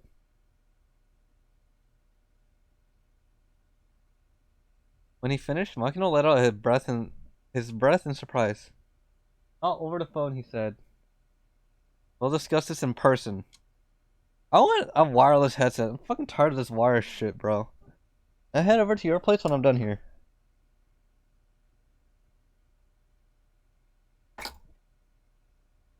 As soon as possible, sir. As soon as I can manage, Makino said. You're not the only person who's busy. With that, Makino hung up. There's no doubt about it. Then there had been a human testing. Osawa went to let Tanaka know he'd be meeting up with Makino.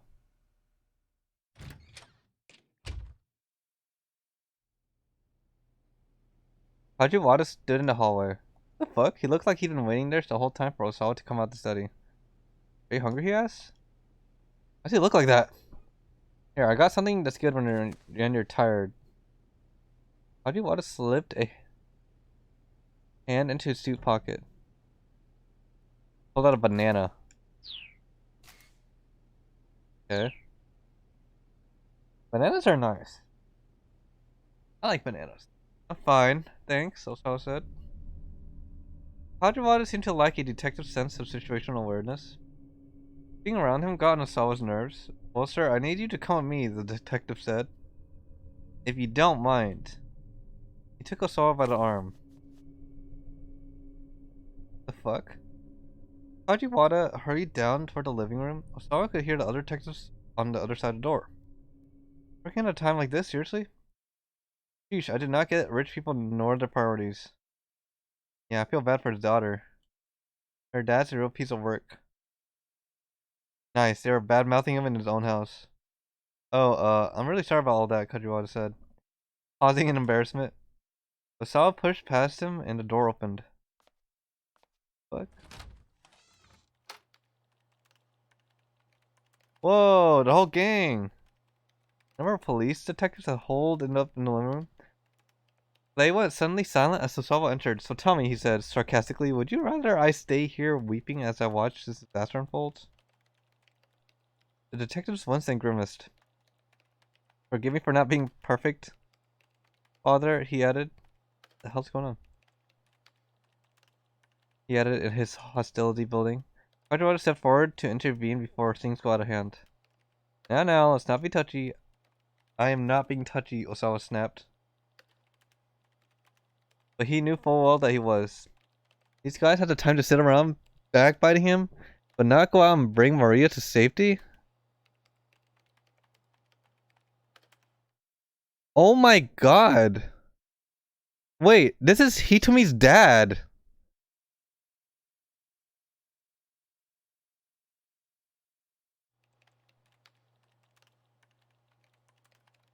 Oh, what? I'm aware now. Already close to half a day had gone by without any new developments. The ransom demand had come from a previous night, 8 o'clock. Oh! Maria had been abducted roughly an hour before.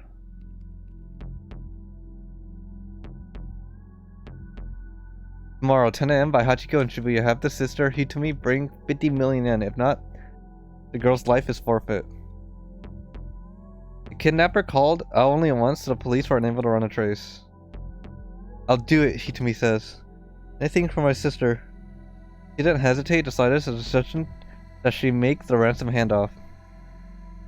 Osawa was staunchly opposed to the idea, but the police were of the opinion that it was better to acquiesce the kidnapper's demands. Ai's reaction, on the other hand, baffled nearly everyone. We don't have 50 million just lying around. Are the police going to be putting that together for us? Hajiwara stepped up to reassure her. If it comes down to it, the police will be able to help raise the money. Okay, go ahead and do it. We need you to pay it back afterwards, though, of course. Well then, what's the point of that? I's voice spiked in piercing shriek.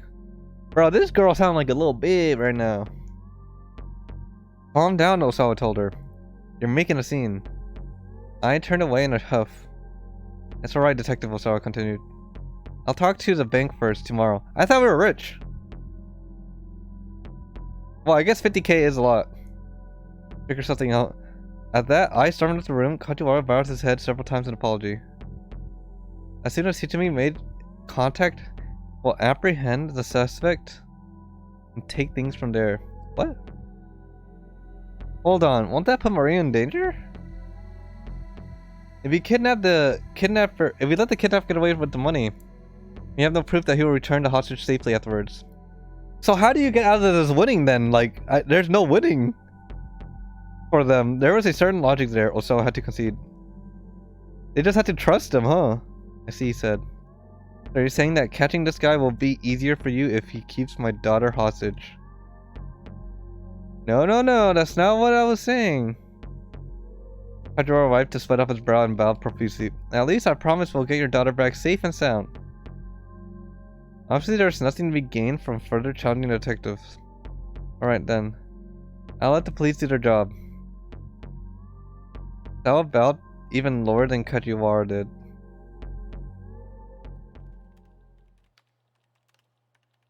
How long are you gonna just loaf around? I shrieked as he stormed in the room. Hurry up and arrest this guy! She was becoming increasingly hysterical. An hour had passed since the suspect had taken the money, and yet the police had made no effort to apprehend him. The police apparently had a rule against discussing an operation before it was fully resolved, so the Osawas had been left in the dark. But they had overheard the task force talking about the wireless, and it appeared that they were deliberately letting the suspect roam free. Hey, I snapped again. If he gets away with our money, you're going to reimburse us, right? Sawa scowled. He made it sound like the money was more important than Maria's life. The detectives exchanged uneasy glances.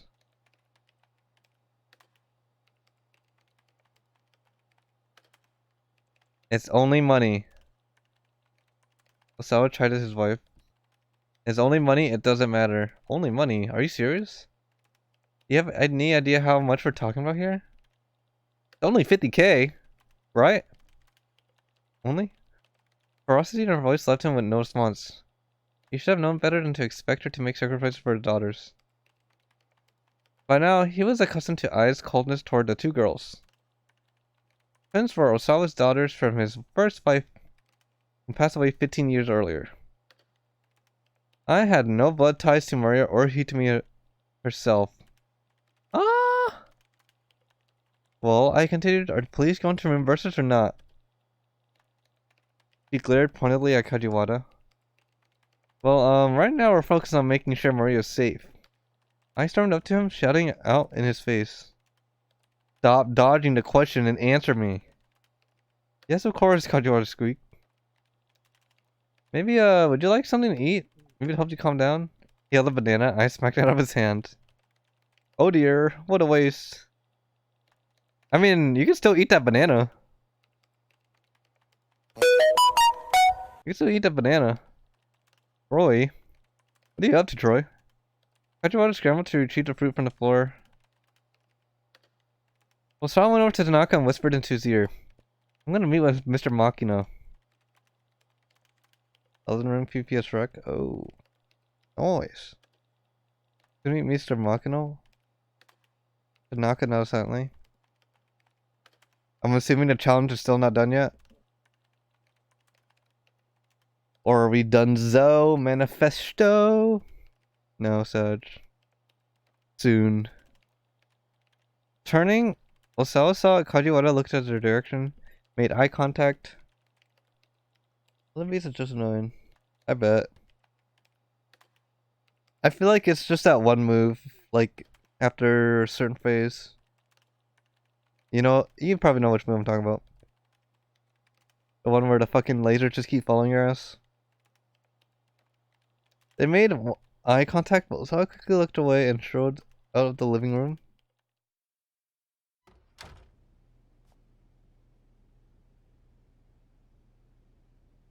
Hachiwara followed after.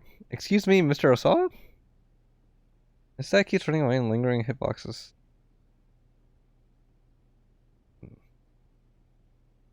Hachiwara followed him after. Excuse me, Mr. Osawa? Yes, what is it? The detective fussed sheepishly with his hair and forced a smile. Sir, we appreciate it if you remain in the living room as much as possible. Osawa's in no mood to stand on propriety. Look, I've got a ton of work to do, he said. Are you here to tell me to play the role of the grieving father too? No, not at all. Personally, I happen to think that you're an admirable father, Osawa. Admirable? Did the word have a ring of sarcasm? Why is he like that?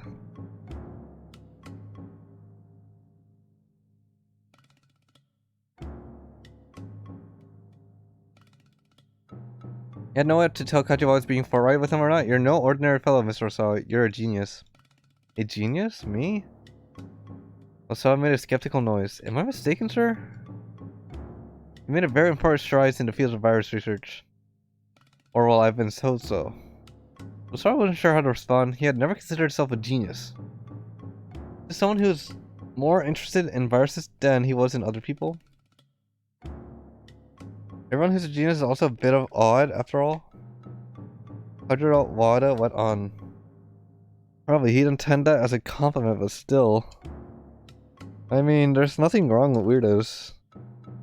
So as long as they leave us ordinary folks alone, you know? Yep. They're trying to praise me or insulting me. So I let out a heavy sigh. Genius weirdo, what did that even matter? So as long as he could be left to his work, he didn't care one whit how he looked into other people's eyes. Dr. Wada wiped his sweat off his forehead with a handkerchief. By the way, what are you working on right now, he asked. I'm afraid you wouldn't even understand even if I explained it, bro. Right, precisely. Even if I gave it my full attention, it would still be beyond me. He peered with a sudden intensity at Soul's face. What the fuck? I'd appreciate if you didn't hide things from me, sir, he said. Saul gaped, at a loss for words. Oh, I'm sorry, Mr. Kajiwara, added hurriedly. Goodness, that made it sound like I was accusing you of hiding something, didn't I? Does this guy know? The detective bowed his head repeatedly. I hope you forgive me, he held his banana. That won't be necessary. How about this then? Tim pulled a chocolate bar from his pocket. No, thank you. This guy just carried an endless food supply wherever he went. Oh my, Kajiwara murmured. You geniuses really are tough to sort out. He inclined his head, mumbling to himself for a moment. What can I get for you then, sir? What I really like is some time by myself. In a daze of exasperation, Osawa felt his way to the study. Locking the door, he finally let out a breath that he was holding. Then his eyes aligned on the bookshelf again at the wall.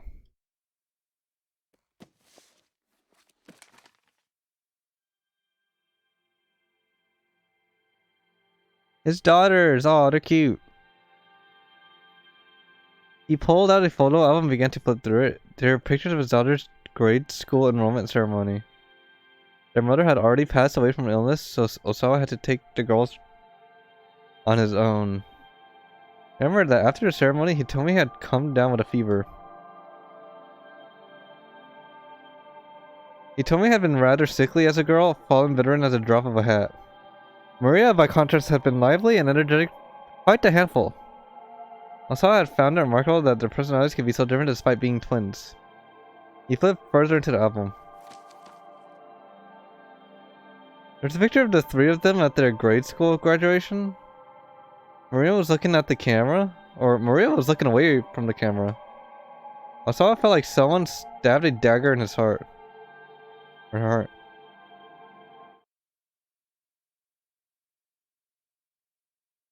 Osawa felt like someone had stabbed a dagger in his heart. His daughters or virology? Which truly concerned him more? Which did he truly love? It was ridiculous to try to compare the two. He knew the answer before he even asked himself, so even said human emotions were complicated and sometimes made people act inconsistently. One of the consequences of that was this photo album.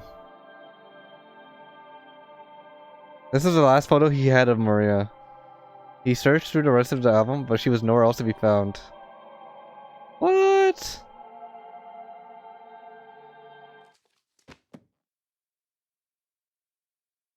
To be continued. Alright, we finished Osawa's part. 2 more and we head to the next chapter. Which is super crazy. Bro, this game is actually pretty long. Because we're reaching noon, right? I think this game ends at like 6 or 8.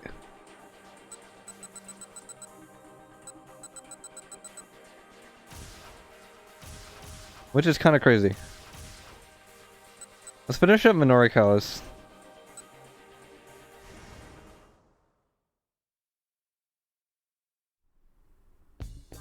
As it happens, I'd also like to interview people for SOS. Would you like me to introduce Son? Yeah, sure, but you should know that this isn't a gang anymore.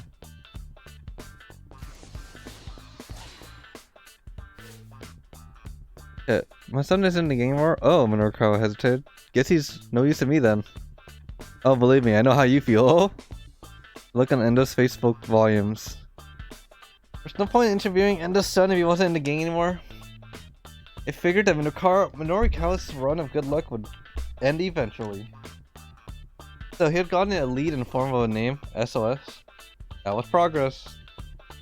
Alright, so back to the matter at hand. He flipped his notepad back open. What did you decide to do about these juvenile delinquents? I have a tiny little web camera in order to protect my property. I see. I'm guessing the webcam did the trick. Sure did. Those in the local business heard about it and started asking me to install some for them. Web cameras aren't too particularly expensive, so it wasn't too tough to set them up all over downtown. So who in charge of these security cameras? Members of the downtown business community take turns. The cameras are connected via a wireless network that business owners can access through the area. How's your security for this wireless network? Oh, no problems on that front. Endo seems surprised at the question. All the footage sent over the network is fully encrypted. Encryption is the process of encoding data so that it is indecipherable in a third party. Oh, but still, people can't feel too good about being recorded on camera without their knowledge, don't you think? Shopkeeper expressed been darkened. We hope to strike an imbalance or balance between crime and prevention and protecting individual privacy. And who determines what that balance is? Minorikawa let a note of challenge slip into his voice. That'd be me. I've been entrusted with the management of security cameras. I see, so essentially you're providing your own moral oversight. Are you implying that I'm abusing my authority? Ooh. Okay.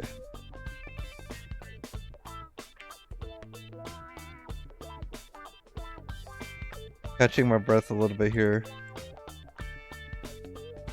Okay, are you implying that I'm abusing my authority? Endo shot back. I'm doing this in the name of public order. Alright, you've had your 5 minutes. Now get out of here. Shopkeeper stood up and headed towards the back. I'd be sure to let the Wandering Angels know about the dry ice machine.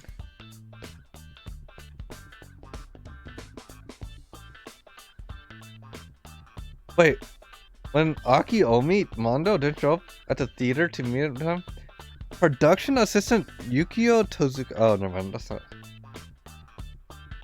I read that name wrong. Continued episode 3.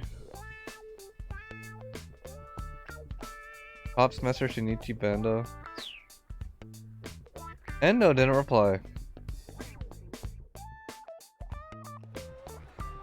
Norika had gone enough of the story to put an article together, so he decided to hurry to coffee shop and get started on some coffee.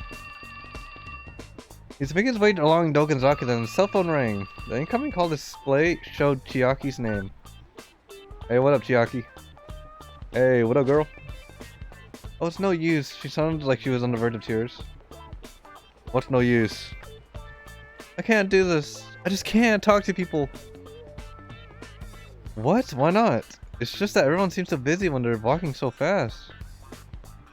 If I try to interrupt them, they're gonna be mad at me. But who the hell cares if they get mad?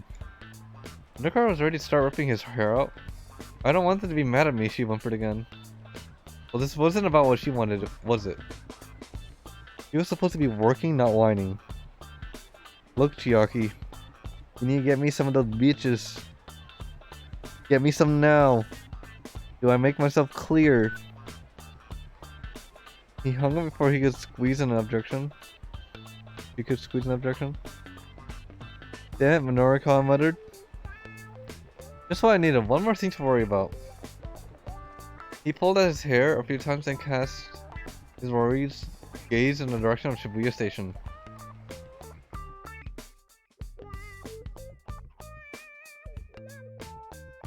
Whoa! To be continued. We only have one more story now. Until chapter 3. Holy shit, why is Tomo so early?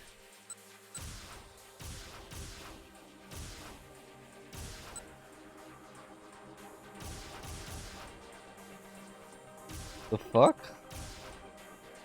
Tomo's not even 11:30 yet. Why did I say Tomo? Tama. A tomahawk. Don't let it down, sir. I say, hoping to. She just lets us out a soft, choked sigh.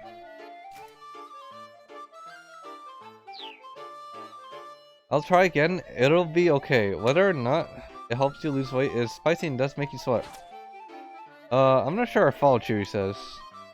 How much do you sell these bottles for, boss? 15,000 yen per bottle. How does that make sense? Would yield a wait. Selling all 300 bottles would yield proceeds of 4.5 million yen after deduction expenses such as the cost of production, rental fee for the venue, pay for part-timers, 30 flyers. It yields about a net profit of roughly 2.5 million yen. Oh, wait, no, it's 15,000. It's not 1,500. What the fuck? Who would buy this for $150? You hustlers or young women out there who fork out that much in the name of weight loss? A terrifying thought. What? Chiri's jaw practically hits the floor. Mine was the same. No way. No freaking way. Calling that price point absurd wouldn't begin to do it justice. Well, look, selling it at price is my only option. I need to cover my costs. Anyways, please, I need both of you to work your hardest. Apparently he's committed to that insane course of action. Okay. Okay, Chiri replies. Why is she so happy now? More like a side than a proper response, but I can't blame her. Alright, I'm gonna get me a drink real quick. Baby. Drinkies.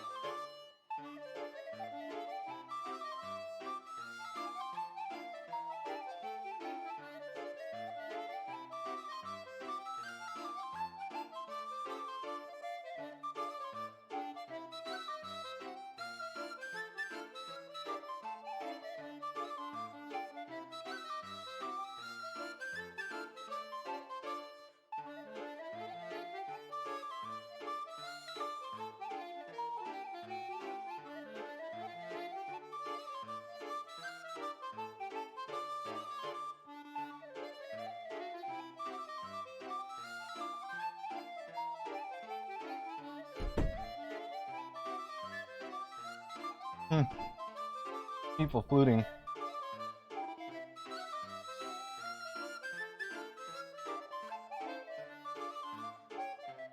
Let me turn my leave. There we go. Whew. Beautiful, beautiful. Once with a ship that was put to sea. Shut up. You're being goofy all right now.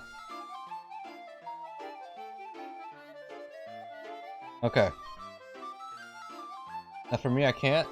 What the hell? Okay, let's see. It's just that kind of vibe. It really is.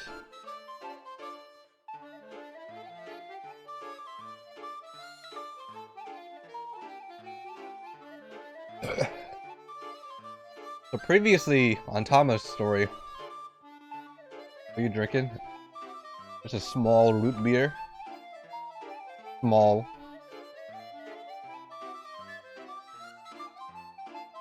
I usually don't like root beer though. Oh, we had. Oh, AW. This guy plans to sell a $30 drink for $150. Try to net profit like that. But we cannot stand that. Sorry, I can't hear you. Anagisha plays dumb. Fine, I repeat myself. This is a scam, isn't it? Clueless, good deal. He tilts his head to one side. Something's wrong with my ear. Undeterred, I repeat myself once more. This is a scam, sir. This is a fucking Wendy's. Gorsh. Clueless, good deal. Aw, cat plush. Yeah.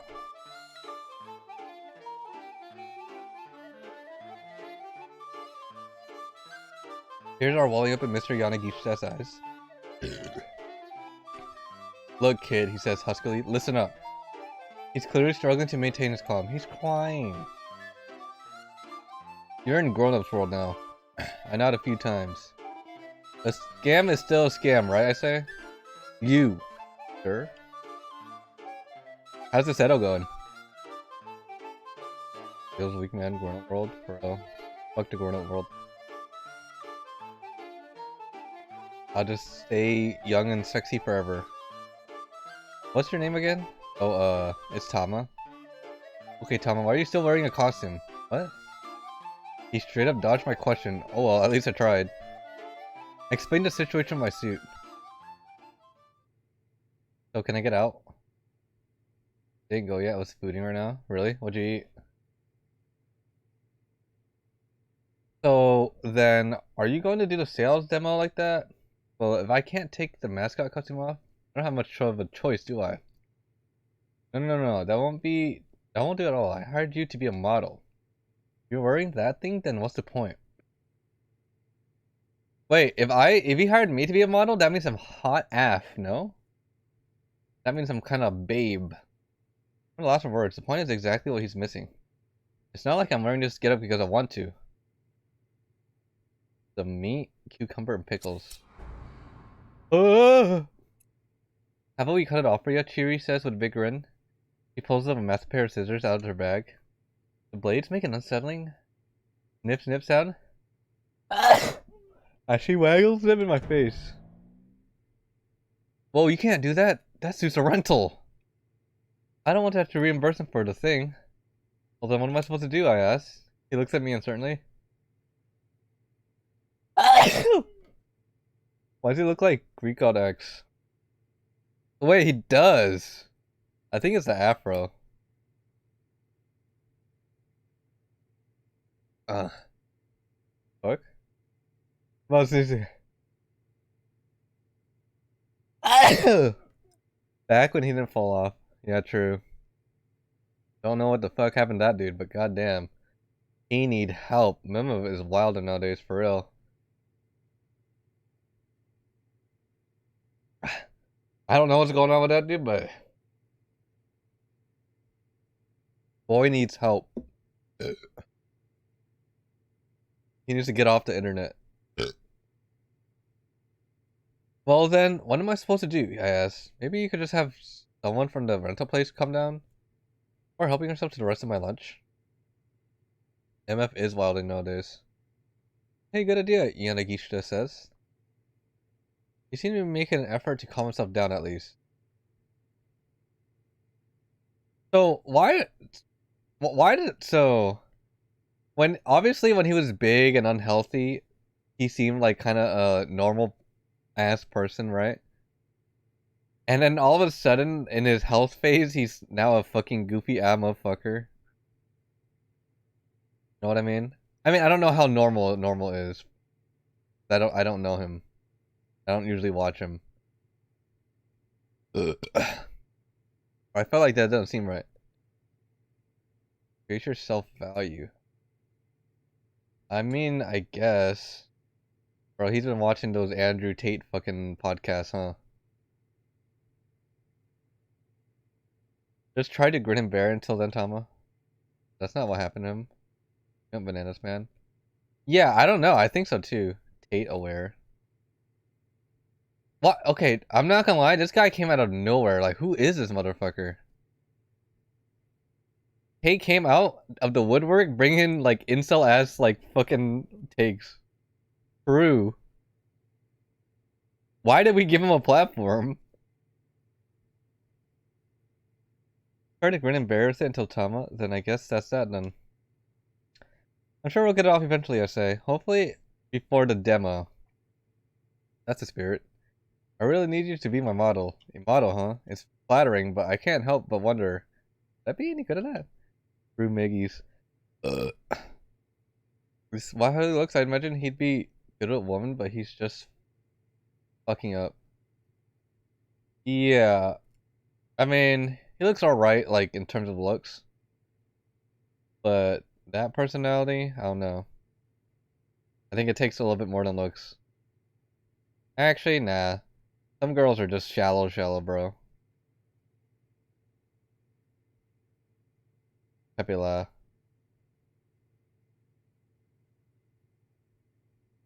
Exactly, but still.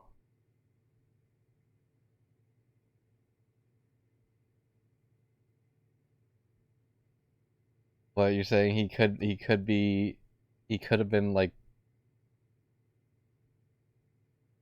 Even if he got shallow girls, he wouldn't be that delusional, no? He wouldn't be that delusional. Wait, what do you mean? Even if he got shallow girls, he wouldn't be that delusional? I think he'd still be delusional. Straight Microsoft install mode? Yeah. You mean he wouldn't be less delusional?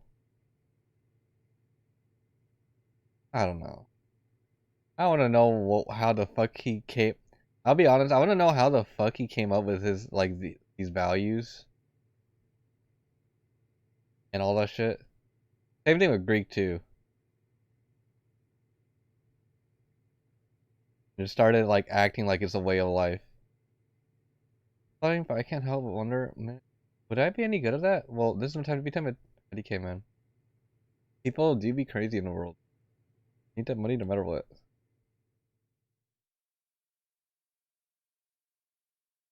My troubles all started earlier this morning. That's a weird ass bubble we are on. That's a weird ass bubble we are on those streams. We saw on the stream. Wait, what bubble?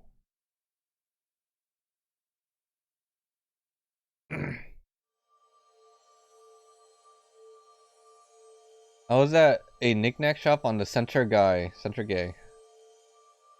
I happened to pass by and I spotted a red necklace display on the storefront.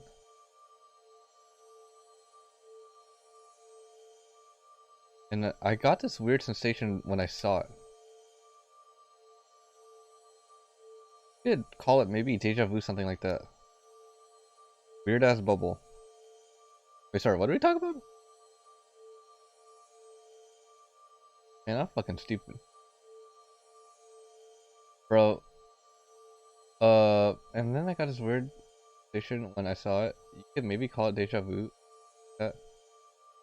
So, there used to be times when, you know how like Natty, you like, likes a lot of obscure things, right? And like has all this, for some reason has all this trivia stuff.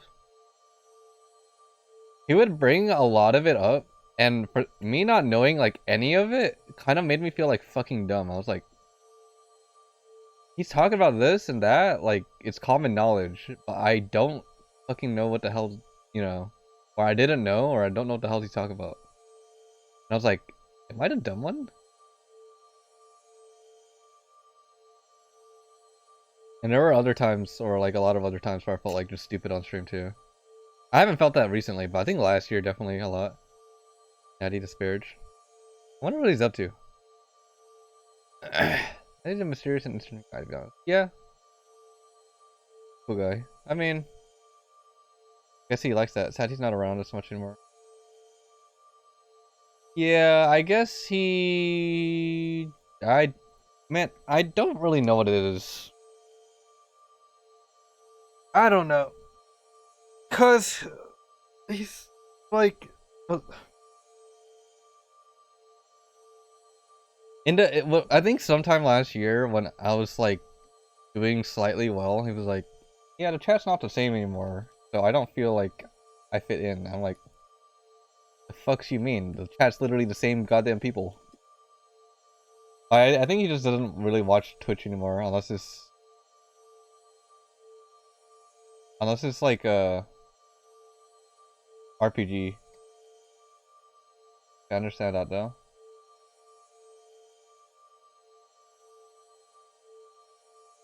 No, I can understand that, but that wasn't even the case. Cause I told him like, I mean but before that he was like when he initially like left he said he wanted to work on a project. I don't know if that's going well or not, but he wanted to focus all his time on that, so he was gonna like drop Twitch.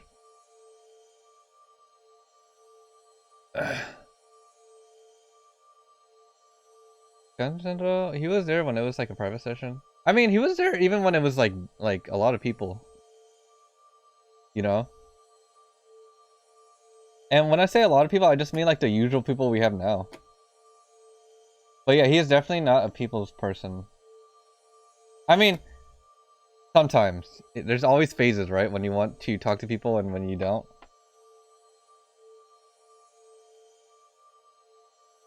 Doesn't it? Maybe it was just thing plus other things in spiritual life. Yeah, shit like that. That's how it goes. I think also, you know, and after a certain amount of time when you just like got out of the habit from watching somebody, even like you and Archon, for like example, right? There are times where you haven't probably tuned in for a month because you got used to it because you had other stuff. Probably Archon too. And other people that left, I guess. You just kind of got used to not tuning in, and you just do your other things, or you go back to regular life, or not regular life. I don't fucking know. You go back to something. I think that's what I think. Raid Shads 86 SK. He crazy. Sub-Zero. So Shads. Appreciate raid guys. Yo yo yo yo yo yo. All right. Anyway. Raid alert. Major bag alert. Hey. What's up, Shads? How's your stream? Hog. Honker. I saw it earlier. You were going out. You were going live for a long ass time, huh? What was it? 5-hour stream? Hold up. And I got this weird sensation when I saw something that could maybe call it deja vu, something like that. It was as if I've been drawn into it somehow. This was mine. I was so sure of it. I wanted it. Bag alert. Major bag alert. Yeah, how's your stream, buddy? We are continuing on Shibuya Scramble. The Archon incident is spared. I thought he wasn't come back. Well, you know he wasn't gonna come. I don't think he was until what's it called? Every time he left, we had to pull him back. So, or somebody did, I guess. I don't fucking know. Hope you are doing good, Mo and crew. We're doing alright. Make good progress. I think I pulled him back.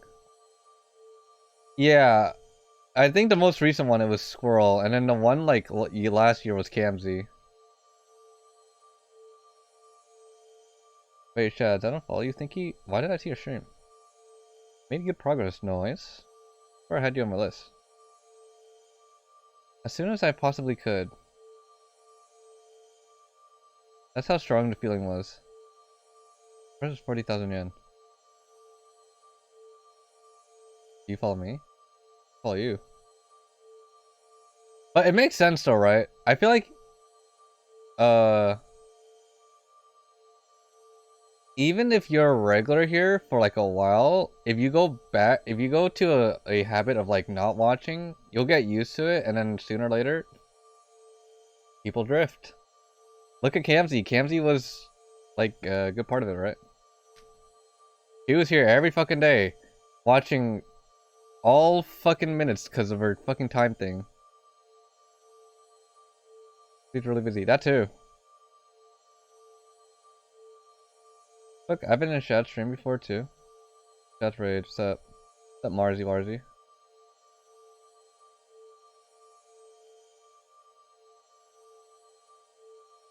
You know, I'm just saying how like I'm not saying why. Oh, that sounds weird that I'm mentioning like people not tuning in, but I'm saying like it's a easy habit to break out of. Like, you know, when you watch a stream for a long time, it's easy to break out of it if you don't watch it for like a good amount, right? And it makes it easier. It's like I don't fucking know. I'm gonna play this fucking game. I don't give a fuck no more. Don't touch lead to do the heat wave. No, I get you. Right? And after a certain... I'll say this. Maybe after a certain amount of time, you felt like you didn't need to go on Twitch too. I don't know if that was a feeling for you, Zero, or anything. But... I don't know, right?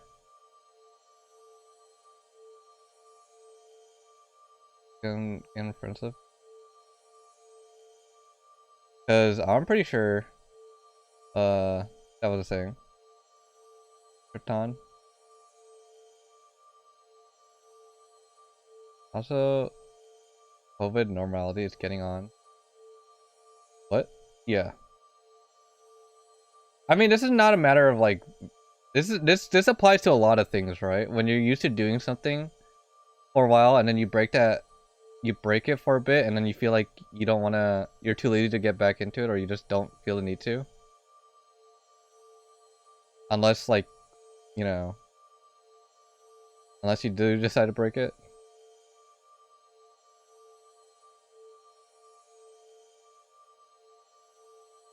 Sounds like I'm talking about addiction. Really add people. Also, I'm getting rid of Francis and help. I'll always try to come back and learn. I mean, I appreciate it. Don't worry about that. Twitch can be addicting. See, you said can be. That means you don't need it. I was going to lead the raid towards Zemros. You should have. She's looking like she's lacking in numbers. You need some help.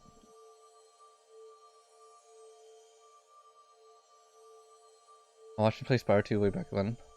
What was I gonna say? I'm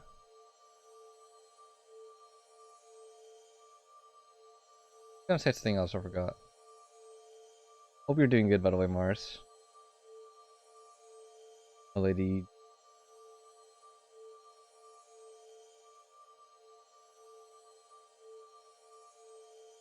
Like, I'll say this. If this is another example is probably me with streaming. If I don't do this weekly, I feel like I will get lazier to start, or like do this as frequent as I do. I'd get very lazy to start streaming and probably to stop like indefinitely, right? Let's say I make it sporadically 2 streams every week, and then I get lazier and cut it down to 1 stream. Sooner or later, it probably disparage. You're gonna stop? No, I'm just saying if I don't do this schedule I do now. Or let's say, I mean, I didn't, because when my PC died, it's not like that happened, right? Where I just didn't stream and I was just lazy to pick back up.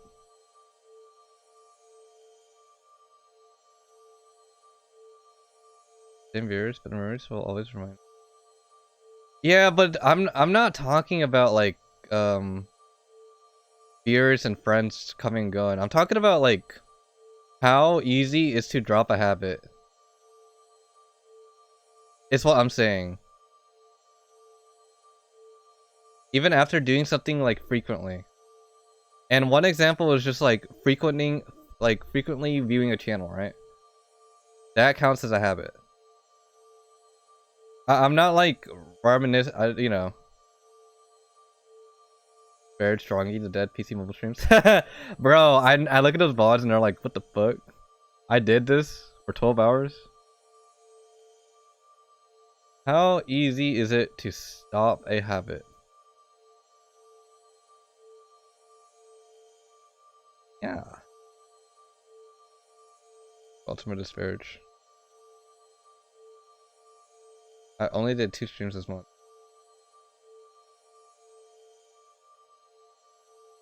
Do more to me. The price was 40,000 yen. I checked my wallet repeatedly, but I only had 20,000 on me.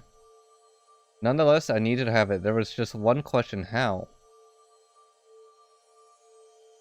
So I managed to drag myself away from the shop just a few minutes later. I ran to Mr. Yanagishita. Hey! A voice said out of nowhere. You want I could pay you 10,000 for a day's work. I found myself staring at this frumpy middle-aged man who was handing me this business card. Oh. Okay, Moza. What the fuck is Doka Friday? You don't remember Dokapon? Okay. I think I probably said breaking the habit. But Chrissy come back? I was talking about it with Yoshirai a while back, but I do want to like bring it back. Oh, but I wasn't there for this week, man. It's almost been a whole, you know, it's almost been a whole ass year since Dokapon. Fucking weirdly enough, if it does not feel like that. It feels like we only stopped like recently, but it literally almost been a whole year. And I think we may be ready. We may be ready. We're a year? That's what I'm saying. But I can't do it the format I did it last time, because the commitment on that is too, like... I need to find, like, an easier system. A way to actually be able to finish the game and have everybody enjoy it without whether they're playing or not playing. But it's pretty tricky to find out right now. Wait, what was the system? I mean, the last system was assigning teams and letting the people play, right? But then it took too long, and the team part was alright, but I think the main part of it was the commitment. Did stream state finish games to start? I mean, that's 6%. But the thing is, if we play this and don't finish it, there's no point in doing it at all, though. It's what I'm saying, because it's like a board game. You know what I mean? You don't go into a board game being like, you know what? I don't want to finish this, but I want to play a little bit of it. That's kind of weird. You want to go all the way through. If you're a committed or streamer, no, I'm committed. I stream every day. Like when we used to do it, I was like, you know, I was ready. But it's the viewer commitment, and it's not like their fault because people are busy, right? People are busy, or they just lose interest, and they don't want to do it anymore. That's the problem. So I need to make it like an easier system where you don't need. Maybe I don't know. Like, let's commit to this. Pants grab. Get your fuck up. Some automotive Doka was fun. For an Nexus party, and you were watching Pizza play it yourself. Yeah, I remember that one. The auto mode. Like maybe. So the thing is, like, the auto mode, we could do that and just watch and chill and like view it, not all in one sitting, but like we can just split it in segments, right? Or we just watch it auto for Fridays and create teams. Then you can root for like the player, right? But I know there are people that want to play the game. You know, there are gonna be people that want to play the game. We've been honest. I was every chatty and stuff when I came to stream, but I was lonely and not. When I also have access to people like you off stream, I milled out. Wait, what? Sorry, let me read this again. I'm your viewer, senpai. What? I'll be a bit honest. I was every chatty and stuff. when I came to stream, but I was lonely. And now when I also have access to people like you off stream, I milled out. Yes. I think I understood that. I wasn't there for most of them, so I don't even know how people played it. They just tell me the actions. They tell me the actions that they want to make. Because it was, like, very simple actions. You want to take characters who control the rest and NPC make it bigger? I mean, I guess. I guess, like, for the people that want to play, alright. But I don't know. It's pretty tricky. It's tricky. Okay, man. Talking about commitment. What about the legendary Tiny Tina's collab? Peru. Play some Tiny Tina's? Do you have the game?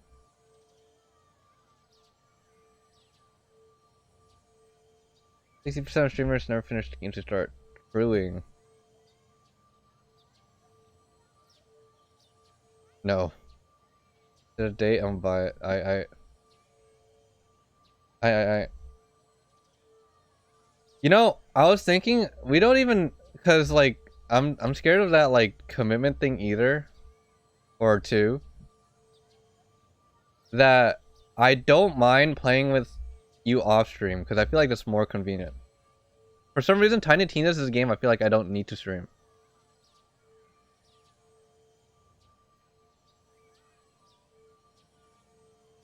But with the stream thing, I don't know.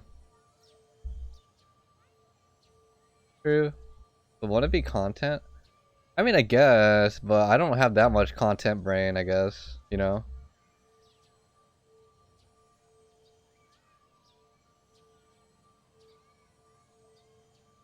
Here, anyways, that's true. Honestly, that is true. The past few days you have been here. Hey, voice out of nowhere. If you want, I can work 10,000 for a day's work. I found myself staring at this frumpy middle-aged man who handed me this business card. Managing director Junichi Yanagishita. I'm eating pizza, staring at chat. Good, Mars. What have you been up to today, Mars?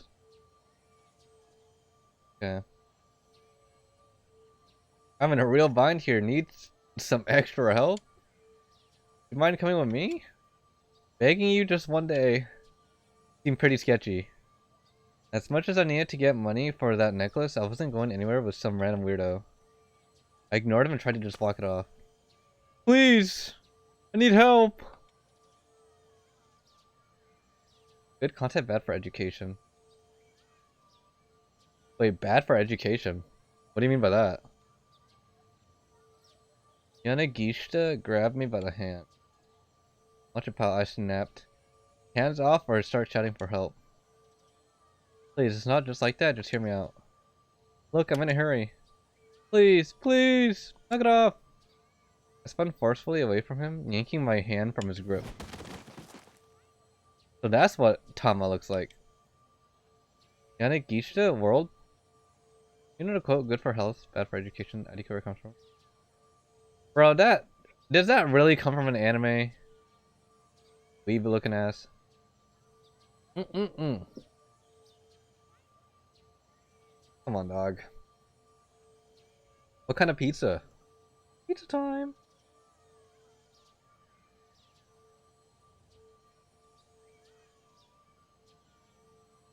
Yanagishita whirled through the air and fell off into the... Oh, where'd that come from, he guessed. Eddie Oliva Supreme or some brand that had on the clothes. Oh. I'm not a brand type of guy. I'm a style type of dude.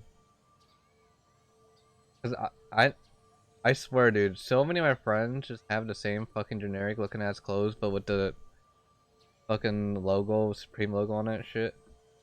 Bruh. I mean, if that's what you like, that's cool, but I wouldn't call that style.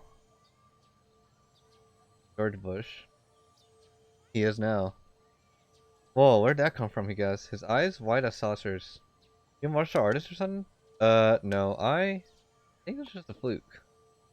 I guess for all the people that don't know, this is a visual novel I'm playing. If you want the a slight premise, exclamation mark story, or exclamation mark story 2, no space.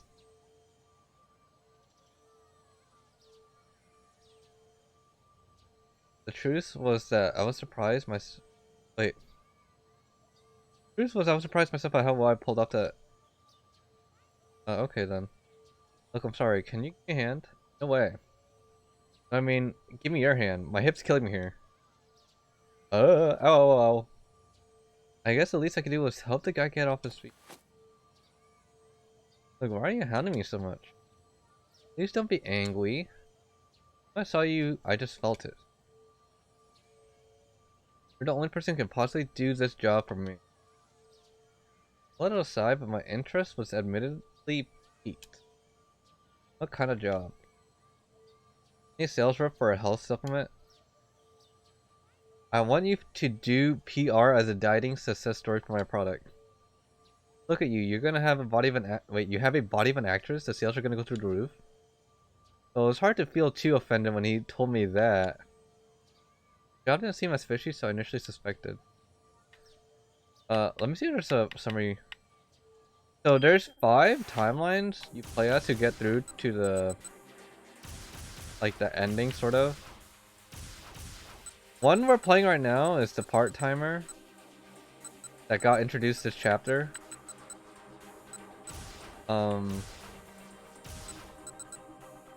About how she wants to make money for this goal.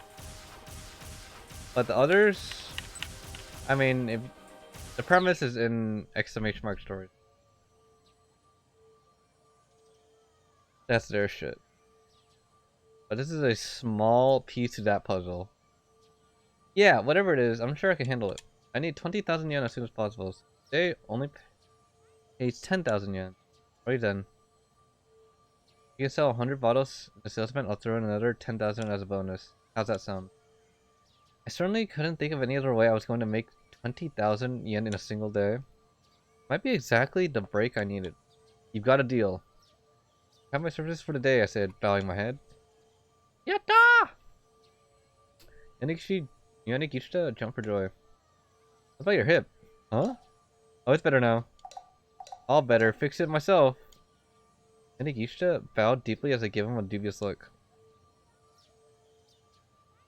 I swear, all Japanese men that have that fro style hair are always goofy. Doesn't it feel that way?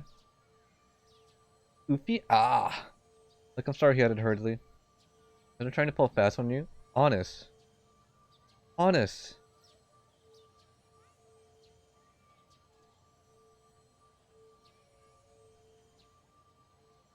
I was just scouting for talent and I saw you and well.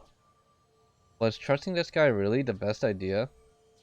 I was starting to worry just a little about whether he'd actually pay up. Look, I've staked everything on this sales demo later day, he went on. This is a make or break opportunity of a lifetime. Sure. I'll be honest with you, I'm in a ton of debt. 2 million yen. 2 million! Enigishi's tone had taken on a feverish intensity. If I don't pay it back, in the end of the day, 2 fucking million. Then, boy howdy, am I up the creek without a paddle. How do you even get into a situation like that? Gaze skyward, a far-off look in his eyes. You know, after reading yesterday for 6 hours or so, definitely gotten, less, exhausted. Because there's only a couple times where I need to take a break, but I'm being chillin' now. Because even if he knows he has no chance of winning sometimes, the man just has to stand and fight. Fight, fight, fight. But I guess a girl like you wouldn't understand. He laughed and smiled at his own words, but he was right. I sure as heck didn't understand the slightest. Anyway, real quick. Did you put this on? Reading leveled up. Dude. I'm gonna be playing 3 reading games back to back to back. Actually, maybe I'm just gonna do 2, but... Because the Digimon game that I want to play has a lot of reading. The Somnium Files has a lot of reading. I might push that one back a bit more. Boy. And I said, boy. Anyway, real quick, could you put this on? Mr. Yanagishita briskly rummaged through the bindle and then thrust a cat costume outward. What? Here? The fellow is all voice acted. Is it? Oh, fuck, I want to read that shit, dude.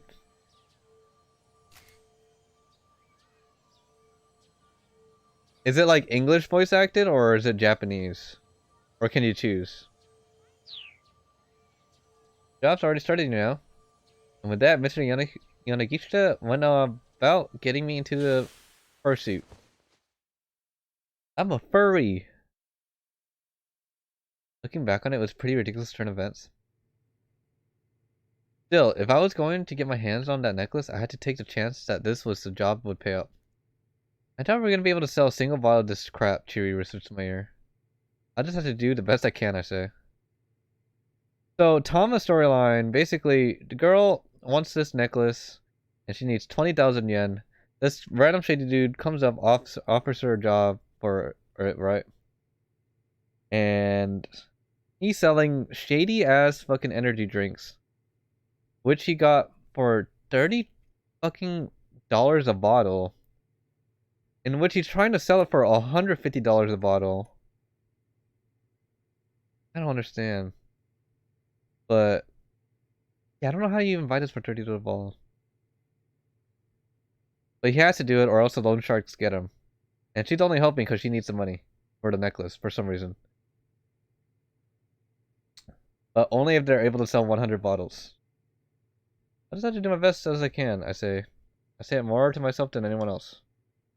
Once again, I ask myself, why am I such a rush to get to this necklace anyway? Honestly, don't know. It's the strangest thing. Oh! I try my hardest to think of a reason, but all I get is a head. A dull aching throb at the back of my head. It's the same pain I felt earlier, as if I've gotten a good bonk on the head or something.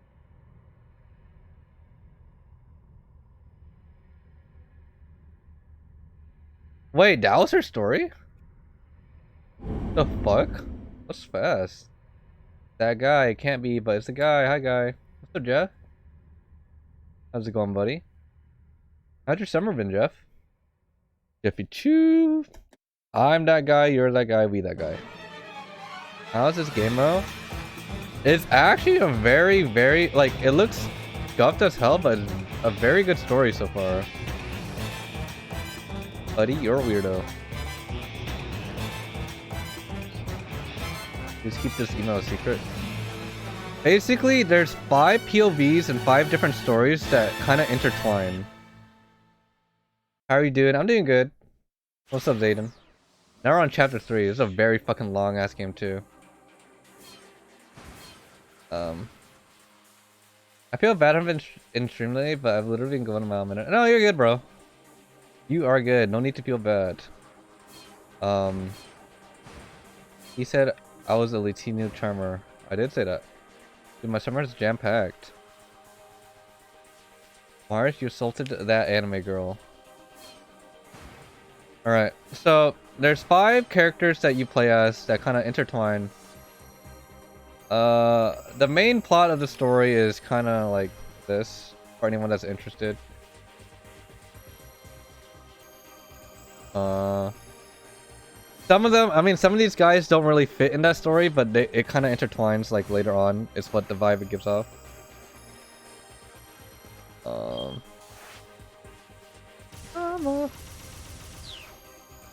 And now we gotta choose off as any to start with. I think the most exciting stories right now are literally Achi and Nakano. Osawa's is too, like, 5 head for me. Osawa's story is just too fucking big brained.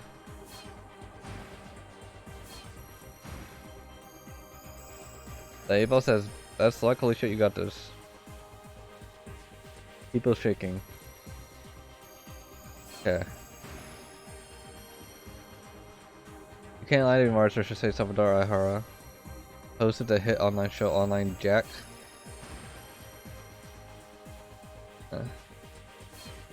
I want to see who I want to start off with.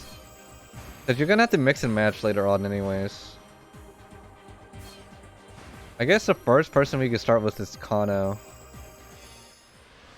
Kind of the most interesting so far. Kano had been watching Syndicate members hand off the attaché case for an hour and a half.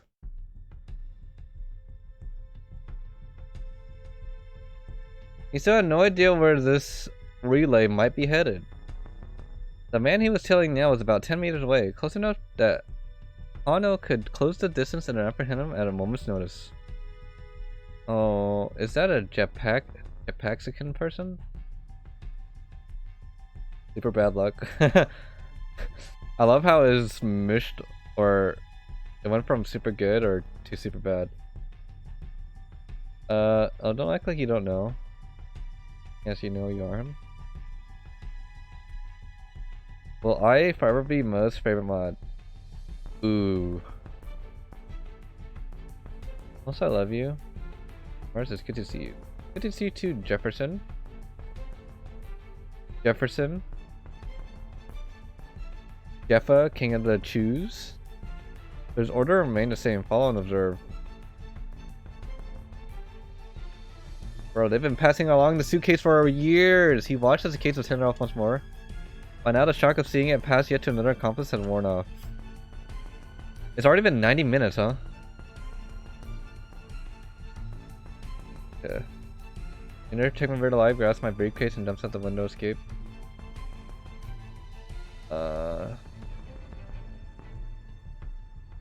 What was I on that? You who is pointing a finger at me instead of a gun.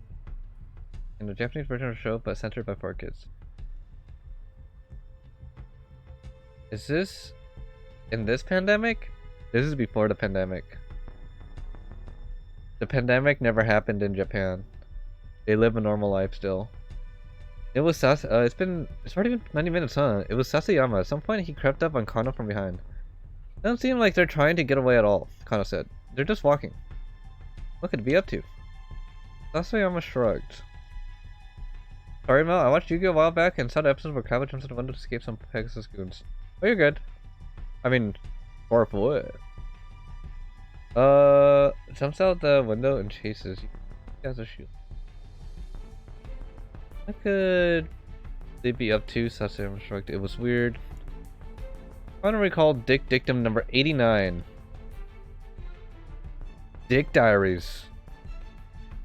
What is number 89? The more irrelevant something seems, the more relevant it's bound to be. Oh. If Tatano's wisdom held true, the Syndicate must have some reason for what it was doing. Were they just trying to throw the investigators off their scent? No, it couldn't be. They were wandering in circles, staying right at the same area. They were running up the clock. Huh. What if that's exactly what they were after? Buying time. Okay. Hey, welcome back, Cold. What'd you get to eat? Kano felt a sudden conviction that he was on the right track. If they needed more time to make sure they got their hands on the ransom payment? Wait, hold on. Could it be that?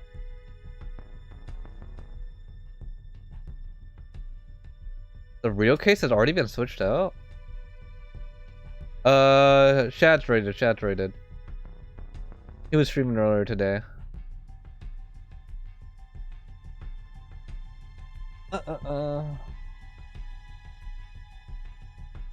I know I usually bring Shad, Steve, Mars with me, but I forget it's not always about me. Silly Jeff. It'd be that the real case had already been switched out. It made a certain amount of sense. I got some McChickens without mayo. Oh, okay. McChickens? The spicy ones? By handing the case off to accomplice one after another, they were leading the detectives to pay more attention to individuals than the case itself. That could enable them to swap the case while all the focus was elsewhere. Kano shared his lunch with Sasayama. Huh, I see. I mean, it is a possibility. Yeah, we might be following the wrong case. Anyway, I'm getting ready for bed, trying to get my life and sleep schedule in order for work again. Want to come and say hi since I haven't seen you forever. Alright, appreciate it, Jeff. Yeah, I haven't seen you in a bit too, but I mean, it is what it is, right? Life shit. As long as you come in once a year, we're chilling. Love you, buddy. Later, Duff. Love you too, dog. I don't feel like... I don't feel like blowing my nose a lot. Sleep well, Jeff-tastic.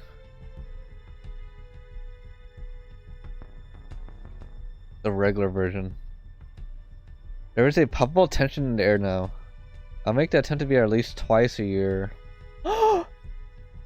For me? You shouldn't have. Alright, later, Jeff. Bye-bye. For me? Honestly, someone said you gotta report it into Kuze. On it. Hano's hand. Good night. Good night, mate.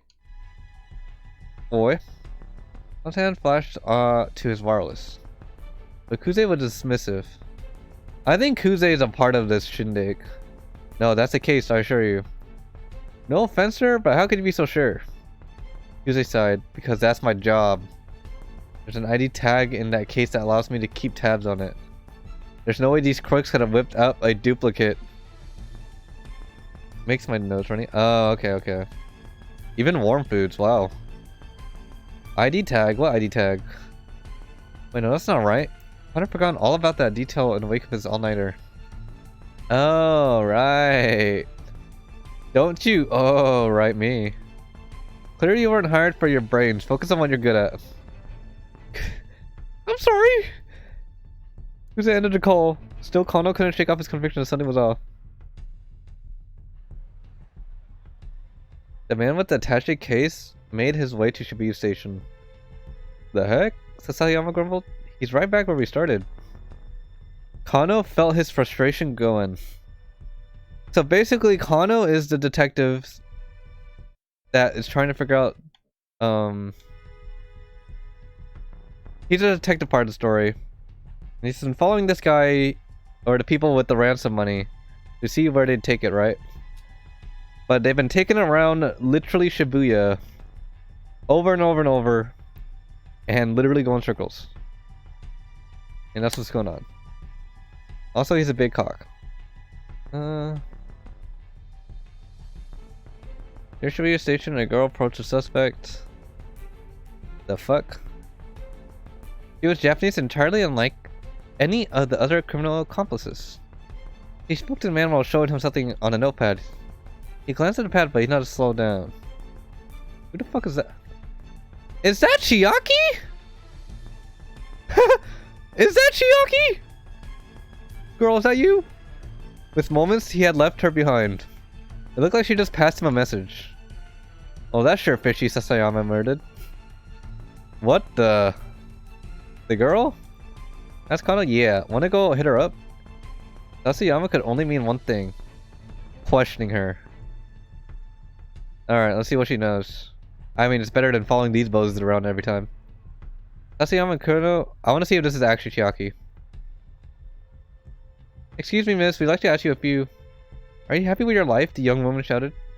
She thrusted her notepad in Kano's face. Tell me this. Are you happy with your life right now? Huh? Looking at the notepad, Kano saw the same question written here in big bold letters. They don't... Okay, they do not seem bold at all.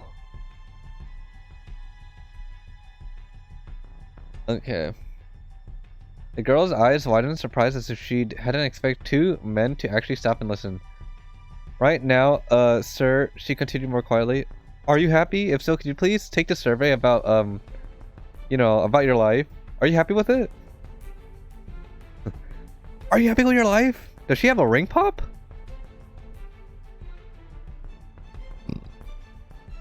What in the world? Okay.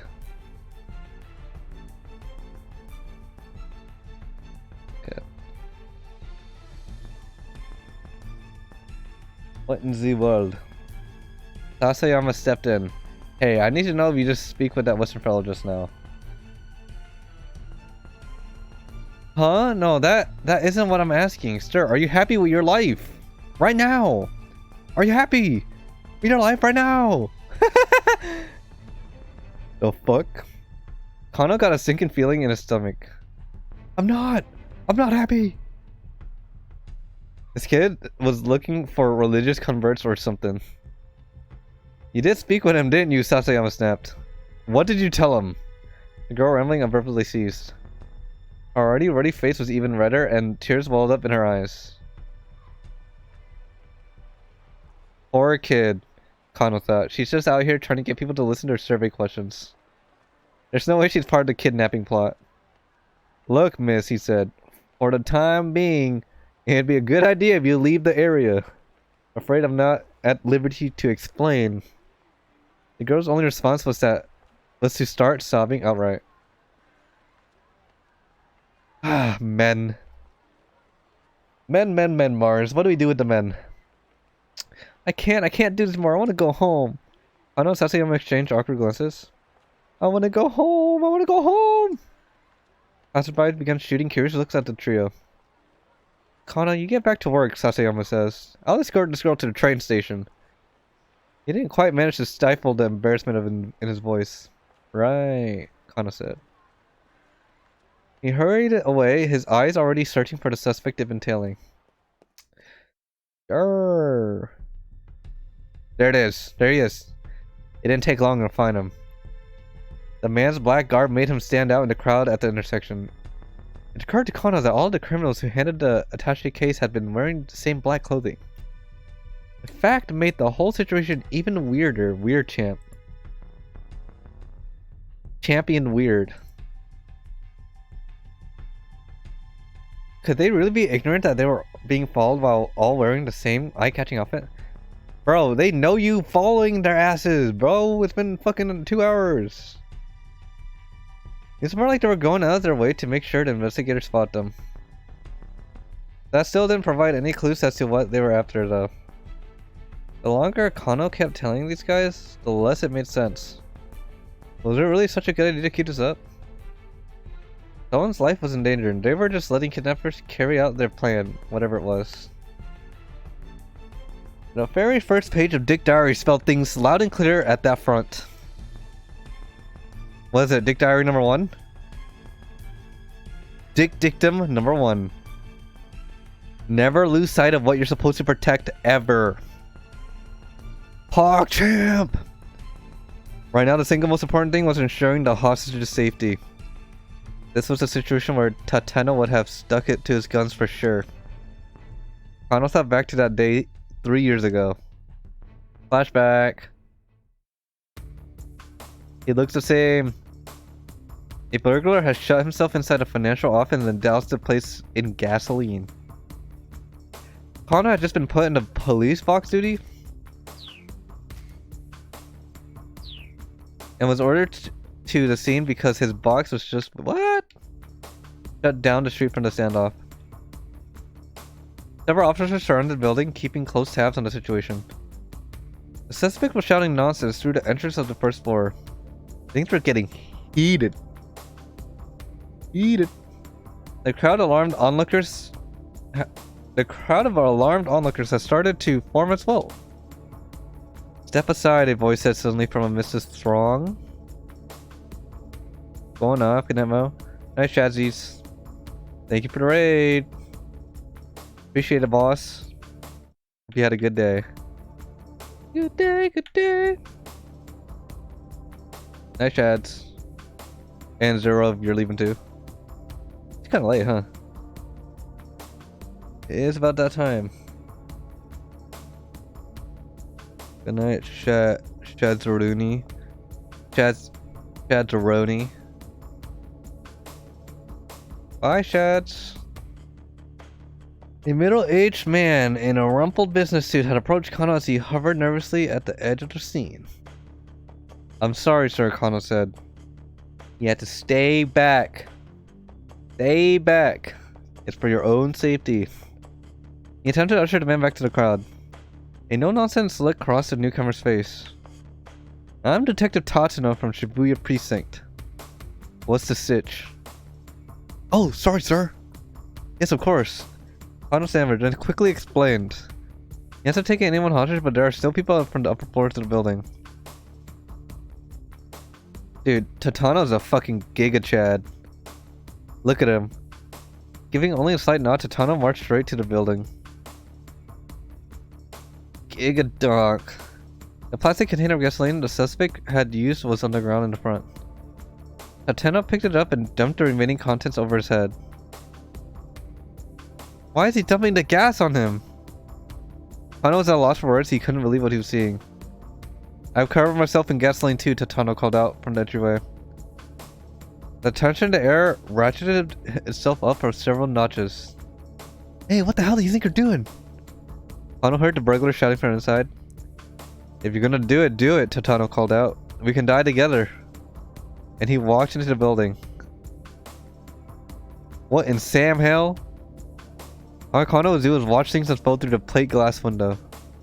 Tateno was talking to the burglar, but Kano couldn't make out the words. The crook was clutching a lighter, his hand trembling. His expression was like that of a frightened child. Tateno slowly approached him and took firm hold of his shaking hands. The onlookers erupted into cheers and applause. Tateno handed the now docile suspect over to the detectives, then rarely sat down against a planter out front. It was like something ripped straight out of a police drama. This is kind of police drama. That was amazing, Kano breathed. You have to deal with guys like that as quickly as you can. You let a situation like this get even a little out of hand and you never know, things might go south for you. Tateno spoke quietly, almost as if he were talking to himself. As the police evacuated the rest of the building, Kano noticed that there was children and elderly people playing along among them. And the perp had managed to set the fire. There was no way they would have escaped in time. But I mean, what if you actually set the place on fire? Someone's willing to risk their life. You're not going to convince them of anything unless you do the same. Oh. Gigadonk. Kano still remembered the awe he still felt at Tatano's matter-of-fact tone. Kano had to become a police officer out of any real sense of duty. He just thought it would make Rumi happy, as if he became a detective like her father. Besides, civil servants tend to stay afloat in times of recession. Wait, I read that. This is the same flashback. He never really thought about it too much, but protecting the citizenry or keeping the peace. But now, he was here in the presence of a detective who literally risked his life in the line of duty, without a second thought. A police officer never loses sight of what he's supposed to protect, ever.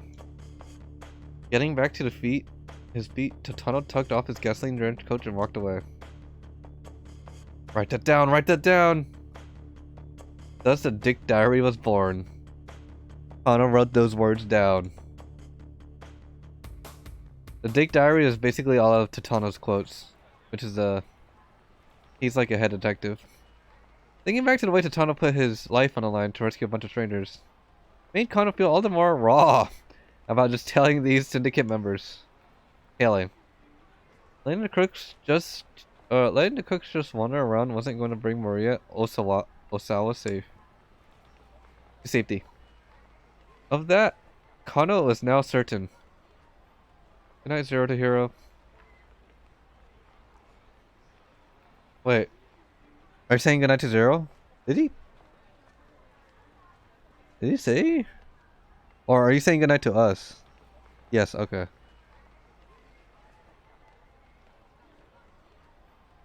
Zero to Hero.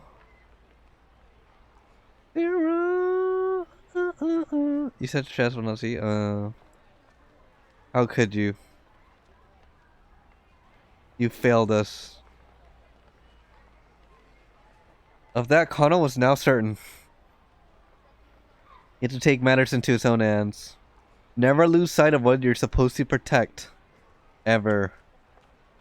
He uttered the fundamental dictum out loud. Well, you've lost sight of it completely, a voice said out of nowhere. What? Kano spun around. Shizuo! Oh. No! How did he even know what I look like? Rumi was with him. Rumi, no! Sir, Kano stuttered, weren't you supposed to be waiting at the cafe? There was some lowlife there, so we left. Rumi's dad looked plenty mean under ordinary circumstances. Right now, he looked like a man possessed. So, short story with what's going on with this. Rumi is my or Kano's girlfriend of a long time. But in order to get married, he must get her dad's approval, and her dad does not like him. In the middle of this case, people are dying and getting kidnapped, by the way. He gets a call saying, babe, my dad's here and he wants to talk to you. He thinks it's a good time? And my man, Kano's like, fuck. I can't.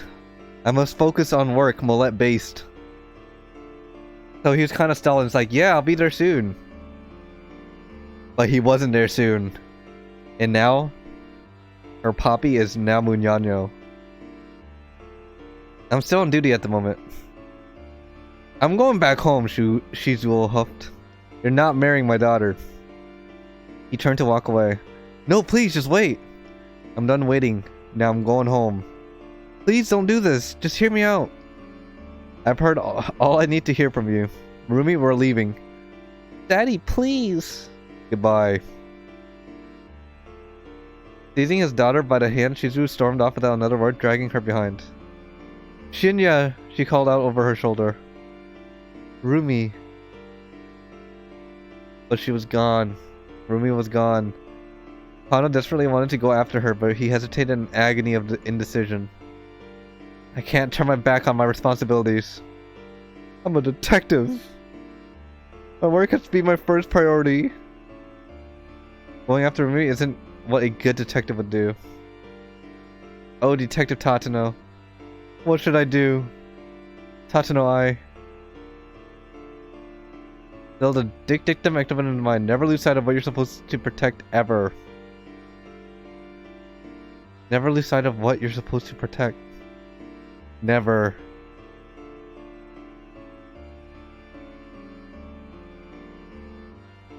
What the fuck? My shit just froze. Never lose sight of what you're supposed to protect. I'm a Goopy Kuba. Go up to him. 6 months later.